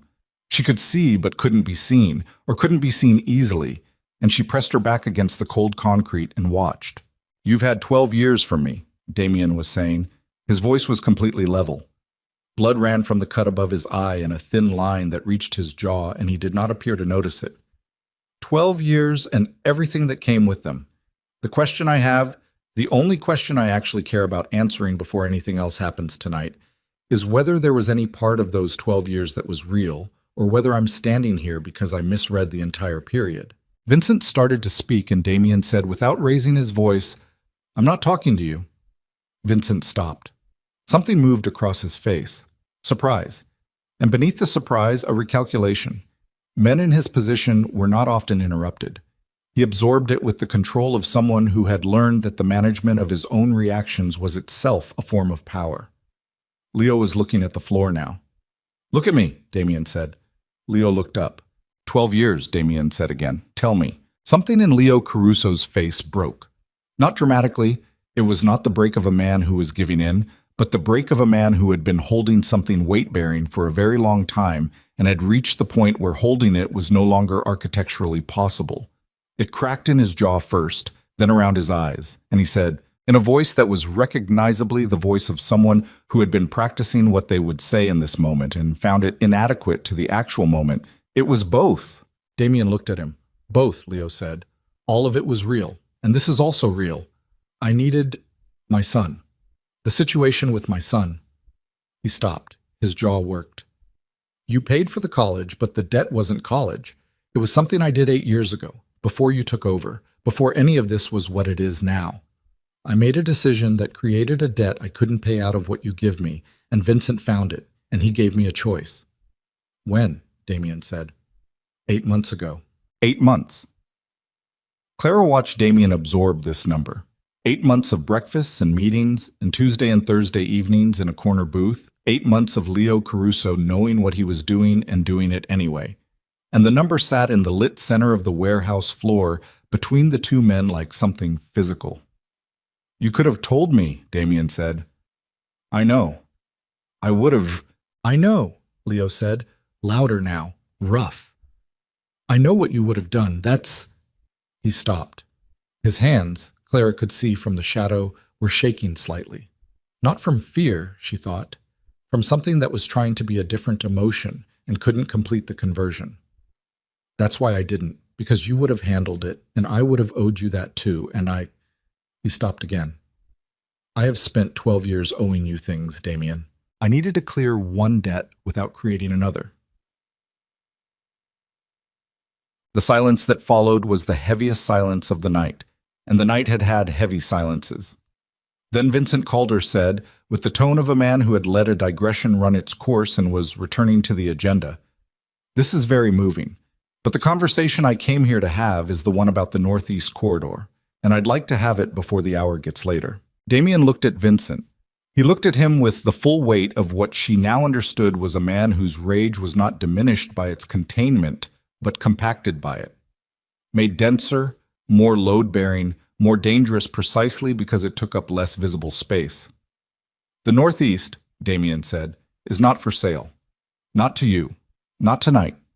Not as the result of a conversation happening in a building where my hands are tied to a support beam. Your hands will remain tied, Vincent said pleasantly, until we have an agreement.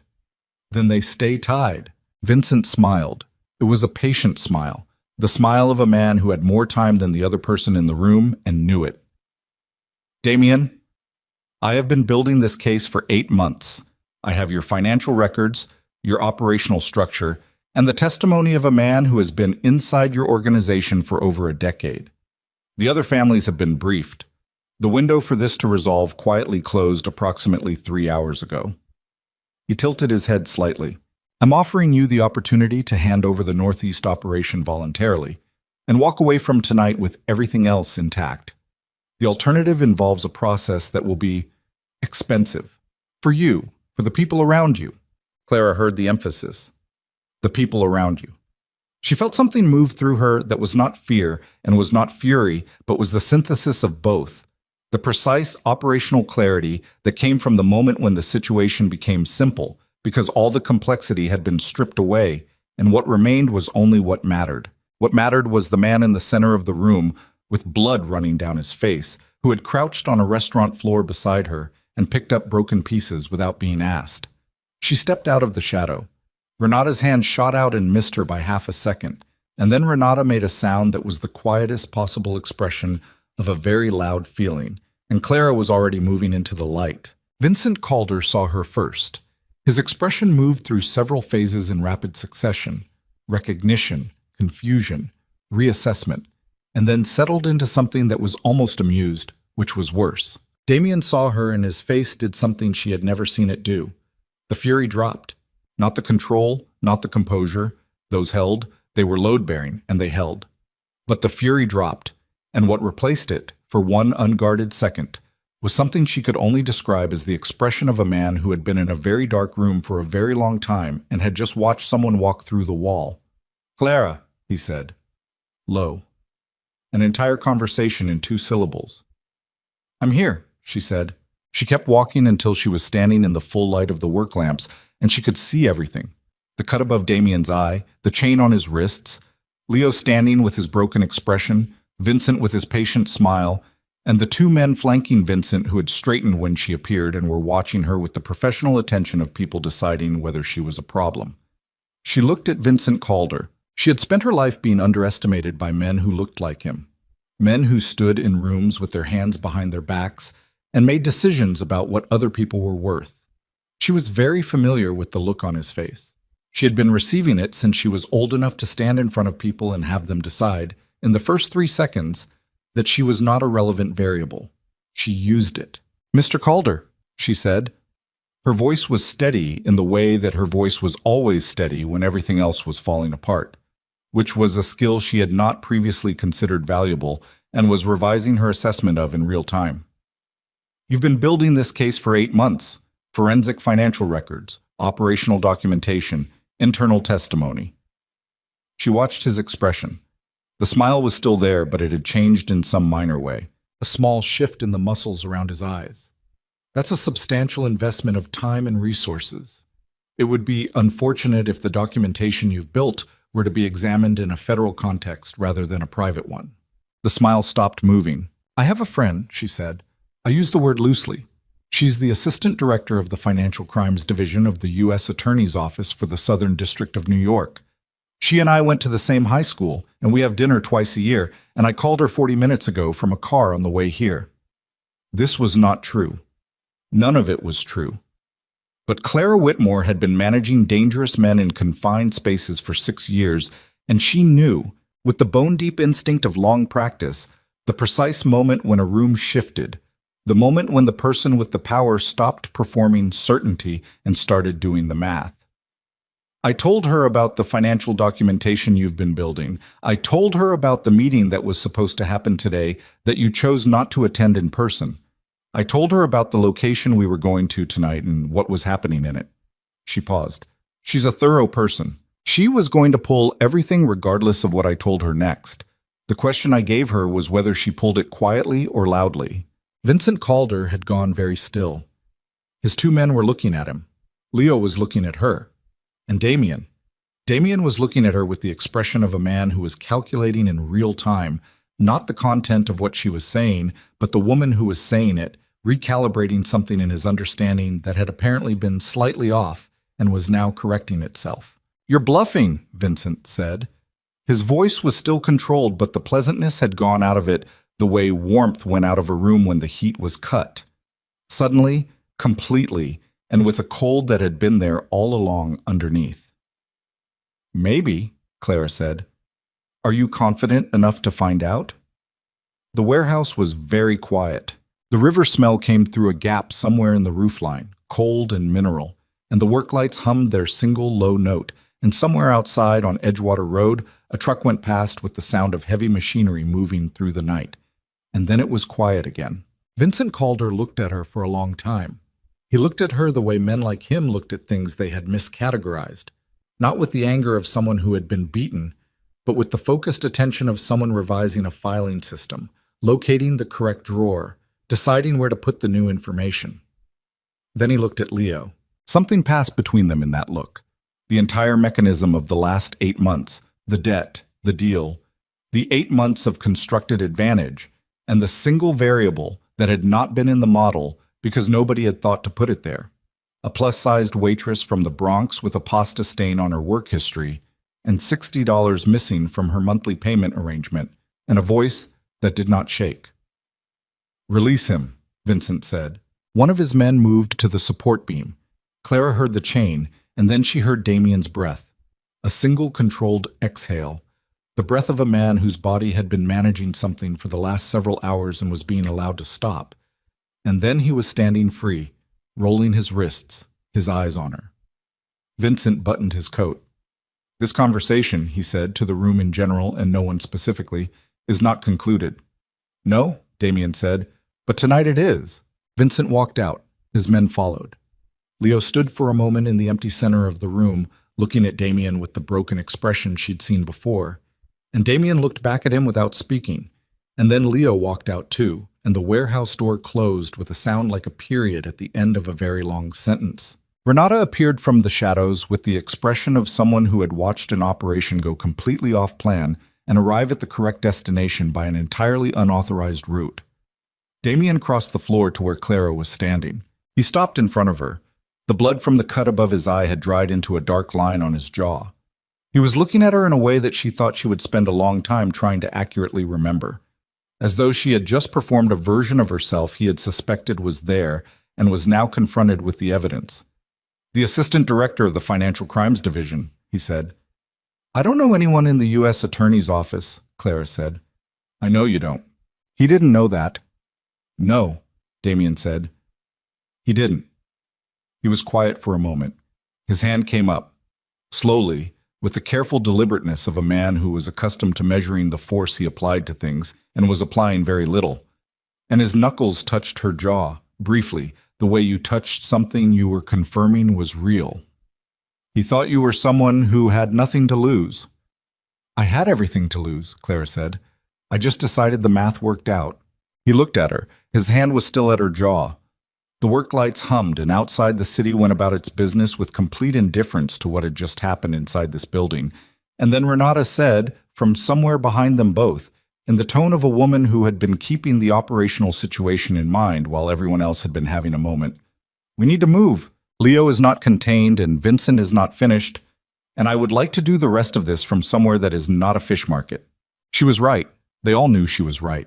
But Damien did not immediately move, and Clara did not step back. And the space between them held for one more second everything that had accumulated, and everything that was still coming, and everything that, one way or another, they were going to have to. They drove back in the same dark sedan, and nobody spoke for the first 6 minutes, which was the amount of time it took to clear Hunts Point and get back onto the elevated expressway, where the city opened up on both sides, and the lights of it ran in every direction like something that had no interest in the specific human drama moving through its middle. Renata drove. Damien sat in the front passenger seat with his head back against the headrest and his eyes on the ceiling of the car, not sleeping. She could see the muscle in his jaw working at intervals, slow and deliberate, the physical evidence of a mind still running at operational speed despite everything his body had been through.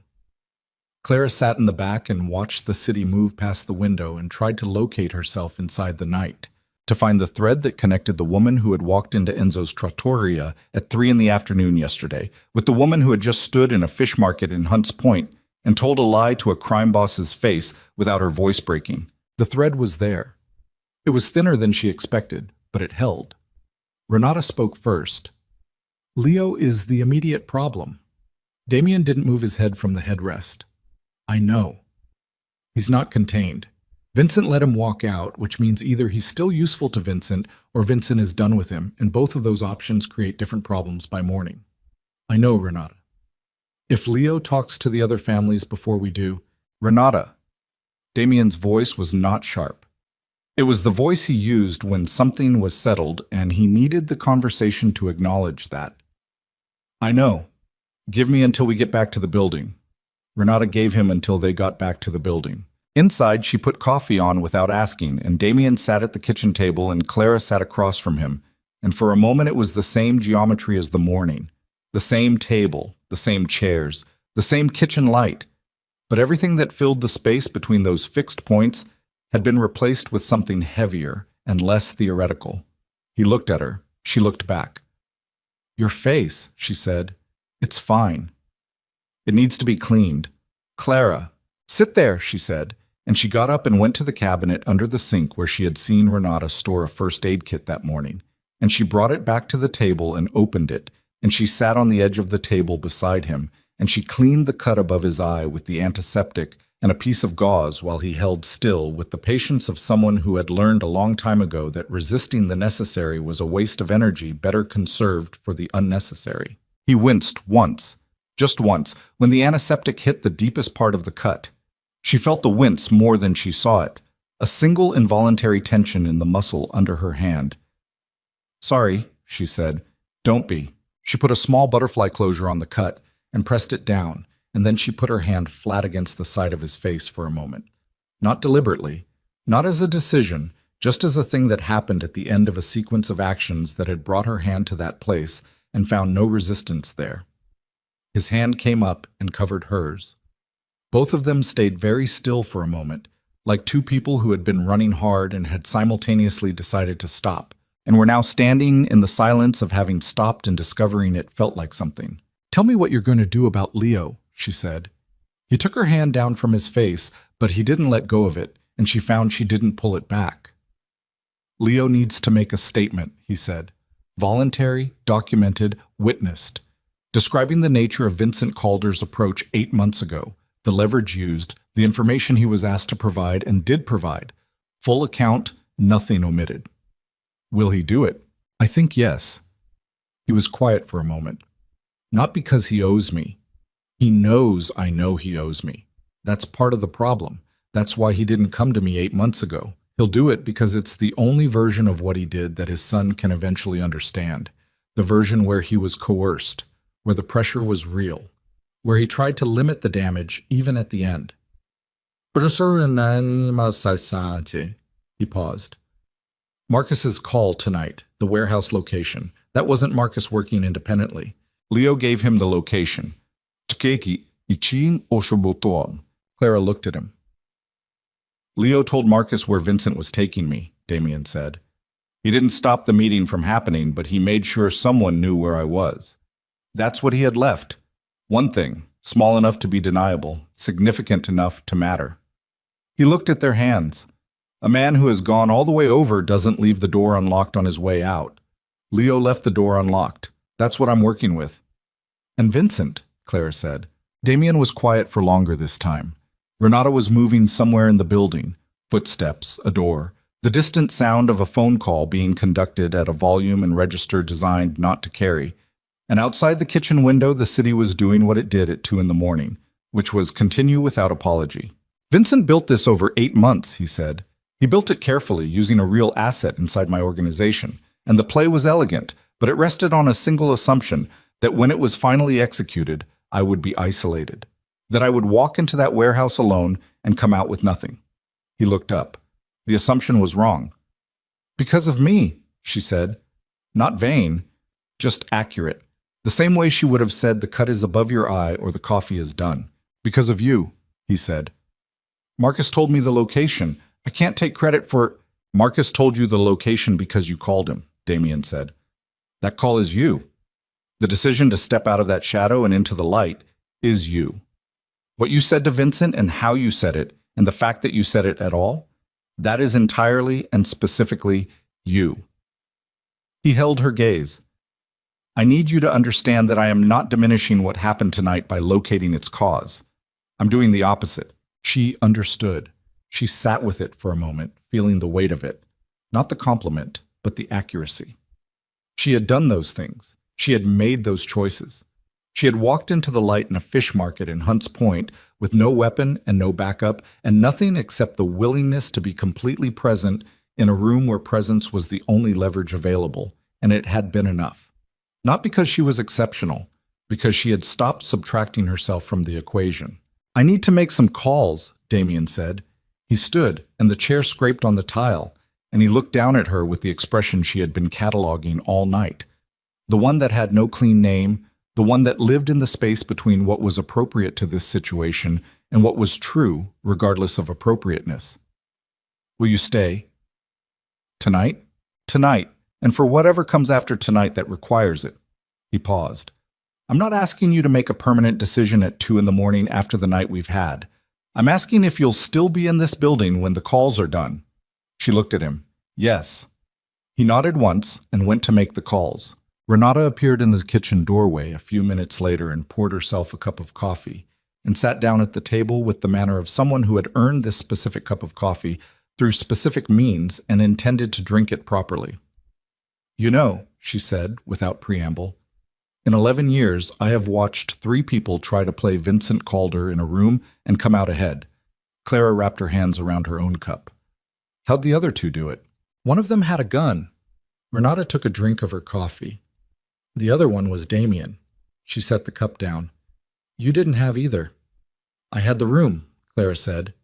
He'd already decided I didn't matter. That's a significant advantage. Renata looked at her with the assessment expression, the one that cataloged without sentiment, and this time, when it completed its evaluation, it produced something that was not quite a smile.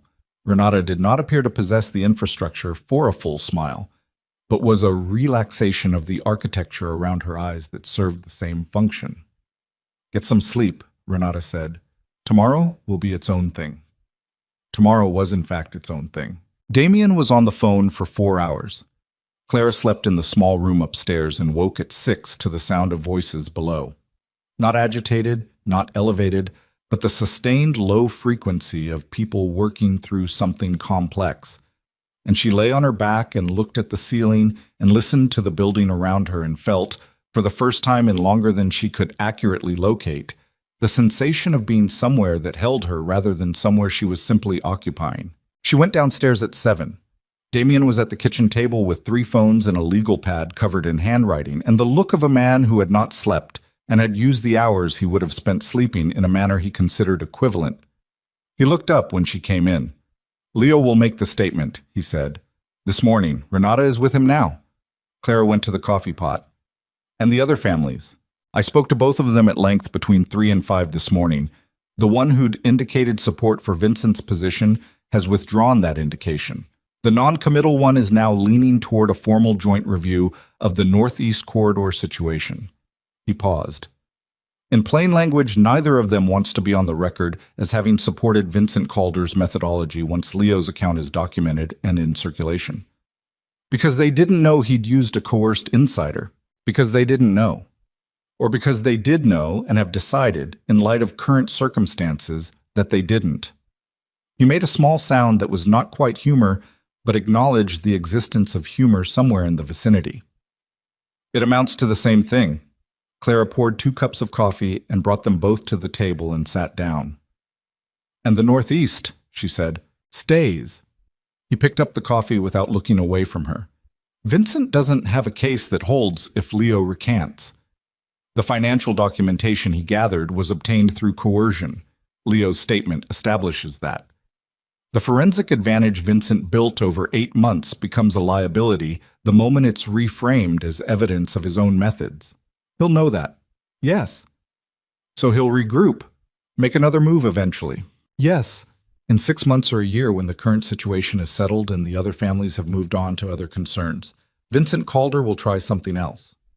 Damien said this with the equanimity of someone who had made peace with a recurring condition. That's the nature of the thing. There is no version of this life where someone is not eventually trying something. The question is whether you're in a strong enough position to meet it when it comes. And this morning, I am. Clara looked at him across the kitchen table. The morning light came through the window above the sink and hit the side of his face and made the closed cut above his eye look worse than it probably was. And he looked tired in the way that she was beginning to understand was his baseline, rather than an aberration. Not depleted, but occupied, carrying the constant low-grade weight of someone who was responsible for more than one person's safety at all times. She thought about Thursday night, 5 days ago. The tray tipping, the sound of plates on the floor, the specific quality of the room's silence. She thought about Marcus Calder's laugh, and the way her body had built a wall around the humiliation to make it bearable, and the way Damien had stood up from the corner booth without haste or theater. She thought about crouching on the restaurant floor picking up broken ceramic alongside a man in a dark suit who was supposedly the most feared person in the borough, and the feeling she'd had in that moment, not gratitude, not relief, but something older and more fundamental. The feeling of being considered, of someone doing the arithmetic of the situation and putting her in the equation not as the damage, but as the person to whom damage had been done. She had spent 28 years being the damage, the inconvenience, the variable that needed to be accommodated or managed or minimized. I need to get some things from my apartment, she said. Damien set down his cup. I'll go myself, she said. With someone, if that's what's needed. But I'll go myself. She held his gaze. I need to go back there and stand in it and decide what I'm taking out of it and leave the rest behind properly. Not have it packed by someone who doesn't know which things matter. He looked at her for a moment. Which things matter? My mother's photograph, the one on the windowsill in the bedroom, some books, the plant on the fire escape that's been dying since April and that I have been unwilling to admit is dead. The plant is dead. I know the plant is dead, she said, but it's my dead plant. Something happened in his face again. The thing she'd learned to read, the slight decrease in internal pressure, the thing that was not a smile but held a smile's function. It lasted about 2 seconds. I'll come with you, he said. You have calls to make. I have calls I'm choosing not to prioritize right now. She looked at him. Damien, if you come with me to my apartment to collect a dead plant, that's a statement. I'm aware. To whoever is watching, to Renata, to yourself. She paused. To me. I'm aware of all of those things, he said. I'd like to come anyway. She held his gaze across the table, and the morning light moved a fraction on the floor between them, and she thought about what she'd said in the warehouse. I had everything to lose, and what it meant to apply that same arithmetic now, in a kitchen, over coffee, in the face of something that was not dangerous in any of the ways the last 5 days had been dangerous, and was dangerous in every other way. Okay, she said. They went to her apartment at 9 in the morning, a Friday, the sky clear for the first time in a week. 2 of Renata's people followed in a separate car and stayed on the street, which was the compromise she'd negotiated without needing to negotiate because Damien had already arranged it without being asked, knowing she would want the independence of the gesture even while accepting the practical reality of the protection. Her building was a 5-story walk-up on a block she had lived on for 4 years. The super was in the lobby when they came in. A man named Garces, who had been rerouting the electricity for his own television since before she moved in, and who noticed everything. And he looked at Clara and then at Damien, and his expression completed a rapid and complex calculation before settling into a neutrality so deliberate it communicated everything. They went up the stairs. Her apartment was exactly as she'd left it Thursday morning, which felt impossible given the span of experience that had accumulated since Thursday morning. The window in the bedroom didn't close all the way. The stack of bills on the kitchen table was still there, and the hospital payment arrangement letter on top, and the handwritten note to herself that said $60 by Friday, which was today. Damien stood in the doorway of the kitchen and looked at the note. She watched him read it. She watched him understand it. Not the surface of it, but the structure underneath it, the architecture of a life managed on the tightest possible tolerances, where $60 was not a small thing, but the specific difference between this month holding together and this month becoming next month's emergency. He said nothing. He looked at the note, and then he looked at her and he said nothing, and she was grateful for that, for the fact that he didn't offer to fix it, didn't make a gesture toward the number, didn't try to absorb the problem into the larger practical machinery of protection and provision that he was already arranging around her life. He just looked at her with an understanding that had no transaction attached to it. She took the photograph from the bedroom windowsill, her mother at 40, standing in front of a house in the Catskills that they had rented for a single week during one summer when Clara was 11, the only week she could ever remember when the math had worked and the worry had been absent, and her mother had stood in front of a house in the mountains and laughed at something outside the frame. She wrapped it in a sweater from the closet and put it in the bag she'd brought. She took 3 books. She took the bag from the back of the bathroom door where she kept her important documents, birth certificate, social security card, the folder containing her mother's medical history and current medication list. She went to the fire escape. The plant was, definitively and without question, dead. It had been a pothos, which were famously difficult to kill, which told you something about the conditions under which it had been attempting to survive. The pot was terracotta, cracked slightly along the base, and the soil had gone to dust. She picked up the pot. Damien was leaning against the window frame watching her. She carried the pot back inside and set it on the kitchen table next to the bills and the $60 note, and she looked at it for a moment, and then she picked it up again and put it in the bag. It's dead, he said. I know. You're taking it anyway. Yes. He looked at her with that expression, the one she kept trying to name and kept failing, the one that seemed to be doing several things simultaneously, cataloging and calculating and being simply present all at once. Then he said, I had a dog when I was 14, a German shepherd named Marco. He died and I kept his collar in my desk drawer for 11 years. She looked at him. The collar was just a collar, he said, but it was also the dog. Some things are both. She zipped the bag. She looked around the apartment one more time. The window that didn't close, the kitchen table. The view of the alley from the fire escape where she'd stood 10,000 times watching the day start or end. It was not a good apartment. It had never been a good apartment. But it was the place where she had been herself privately, without performance, in all the ways that mattered and some ways that didn't. And she held it for one more moment before she let it become history. Okay, she said, let's go. Leo Caruso's formal statement was filed with an attorney and witnessed by Renata and 2 members of the Northeast Partnership on a Friday afternoon. It ran to 11 pages and described in granular detail the nature of Vincent Calder's approach in February, the leverage applied. A debt from a transaction 8 years earlier that Leo had concealed from Damien and that Vincent had discovered through his own information networks, and the operational data that Leo had provided over the 8 months following. It described the night at Enzo's Trattoria as a deliberate staging. Marcus's appearance choreographed to create a documented grievance, the subsequent meeting designed to extract concessions under the framing of reparation for a son's honor. It also noted, without being asked, that it was Leo who had told Marcus Calder the location of the Hunts Point warehouse. This last detail was not legally significant. In the context of the document as a whole, in the context of what the document was doing and what it would set in motion, it was one sentence among many. But Damien read it, and he paused on it, and Clara was sitting across the table when he read it, and she watched him pause and she saw what happened in his face when he did. He didn't say anything about it. He set the document down and he turned the page and he continued reading.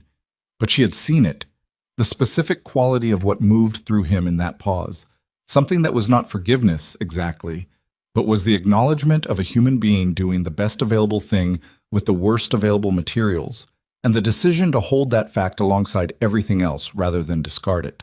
Leo Caruso lost his position in the organization. That was not something that could be undone by a statement or a warehouse door left unlocked or 11 years of prior loyalty. He lost his position and his income and the infrastructure of a life built around one man's trust, and he was 56 years old and would have to locate himself in the world outside that structure. Damien paid the debt that Vincent Calder had used as leverage, fully, without conditions, without requiring Leo to ask. He told Renata to make the arrangement, and he told her to make it anonymous, and Renata looked at him for a moment in the specific way she sometimes looked at him, and then did it without comment. Clara asked him about it that evening. They were in the front room of the brownstone, the window dark behind them, the city doing its irrelevant and continuous thing outside. He was on the couch with a glass of water and the legal pad, still making notes even at this hour, because this was who he was. A man for whom the operational and the personal were not separate systems, but ran on the same engine and required the same attention. "You paid Leo's debt," she said. "Yes. After everything he did?" "After everything," he said. He made a small mark on the legal pad and then he looked up. "He was coerced. What he was coerced into doing was severe and cost me significantly. Both things are true simultaneously. Most people don't have the resources," he said. "Having them and not using them to close out something like that is a choice I don't want to make." He paused. "Also, his son didn't know any of this. The son is 19. If I leave the debt open, it follows the son. That's not the son's debt to carry." Clara looked at him. She had been looking at him differently for 2 days, or perhaps the same way she had always looked at him, and had only recently started seeing what the looking contained. She thought about what he'd said the night before the warehouse, standing at the bottom of the stairs, looking up at her. "Whoever you are to me, which I don't have the right language for yet." "I want to talk about something," she said. He set down the legal pad. "I've been trying to make myself smaller my whole life," she said, "not as a strategy, as a reflex. Because the world made it very clear from a young age that the space I naturally occupied was inconvenient, and the polite thing was to minimize it." She looked at him steadily. "I'm not going to do that in this situation, whatever this is.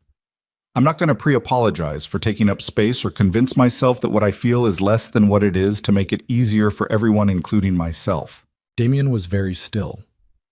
"I feel things about you that are significant," she said. "I have for a while. I noticed them and then I filed them somewhere I didn't intend to examine, because examining them seemed insane given the observable facts of our relative positions. But the observable facts of our relative positions have changed somewhat over the last 5 days, and I find I no longer have a coherent argument for the filing system. He was quiet for a moment. The refrigerator hummed. A car passed outside. "When you left the restaurant Thursday night," he said, "before the car. The first 2 nights I sat in that booth after you were gone, before I knew anything about what was happening on the street. I sat there and I thought about the way you said back to your tables, like it was both ordinary and also somehow the most clear-eyed assessment of the situation anyone had made all evening." He paused, and I thought about the cut on your hand from the broken plate that you didn't mention and didn't have attended to and just wrapped in a side towel and kept working through. She'd forgotten about the cut. It had healed already, mostly, a thin line along the edge of her palm. "I had been watching you manage a world that was consistently unkind to you," he said, "for 2.5 years, and the thing I found I couldn't stop thinking about in that booth was that you had never once, not once, asked me for anything. Not help, not protection, not the kind of consideration that my being in that corner booth might theoretically have offered you." He looked at her. "You treated me like an ordinary person in a restaurant. You have no idea what that meant in the context of my life." She looked at her hands. "It meant," she said, "that I was doing my job. It meant," he said, "that you were being yourself. And yourself turns out to be someone I find I can't locate a version of my future that doesn't include." The room was very quiet. She looked at him across the space of the couch. This man in his 40th year with a butterfly closure above his eye and a legal pad full of crisis management notes on his lap, who had crouched on a restaurant floor without being asked, and stood in a warehouse in Hunts Point with blood on his face and without flinching, and who had just said the most direct thing she had ever heard anyone say about wanting her, without softening it or hedging it or asking permission first. "That's a significant thing to say," she said. "I know. You're sure?" "Clara," he said, and the way he said her name had the same quality it always had, direct, specific, like it belonged to her and he was simply confirming the ownership. "I have made my decisions carefully for 20 years. I am sure." She got up from her chair and she sat beside him on the couch, close, but not touching. Not yet, because this was a thing that was going to happen in its own time and at its own pace, and she intended to be fully present for all of it rather than hurrying through the early parts towards some imagined resolution. She reached over and picked up the legal pad. She looked at the notes, operational, structured, the handwriting of a man who organized his thoughts in clean lines and didn't waste space. She found a blank corner at the bottom of a page. She wrote, $60, paid. And then, next to it, in smaller script, plant, alive enough. She handed it back to him. He looked at what she'd written. He looked at it for a long time, and she watched the thing happen in his face that she had been watching for 2.5 years without understanding what she was seeing, and now she understood it completely. It was relief. The specific relief of a man who had been waiting, without knowing he was waiting, for someone to look at the margin of his life and find something worth writing in it. He set the legal pad on the coffee table. Outside, the city continued. It had no opinion about what was happening in this room, no investment in its outcome, no awareness that 2 people were sitting on a couch in Riverdale with the accumulated weight of 5 extraordinary days between them and the ordinary and extraordinary days ahead of them still unwritten. The city just ran its lights and moved its traffic and generated its constant low noise, the same as it had on Thursday evening, when Clara Whitmore had walked out the back door of Enzo's trattoria into the rain and noticed a car moving too slowly on a wet street. She had gotten into a different car. She had answered a call from an unknown number. She had walked out of a shadow and into a light she couldn't see the edges of. And she had not disappeared, and she had not made herself small. And the woman she was now, sitting in this room in this quiet, was exactly the woman she had always been. The one who had been there all along underneath the apology, underneath the reflex, underneath the careful disappearing act she had spent 28 years perfecting. She was done perfecting it.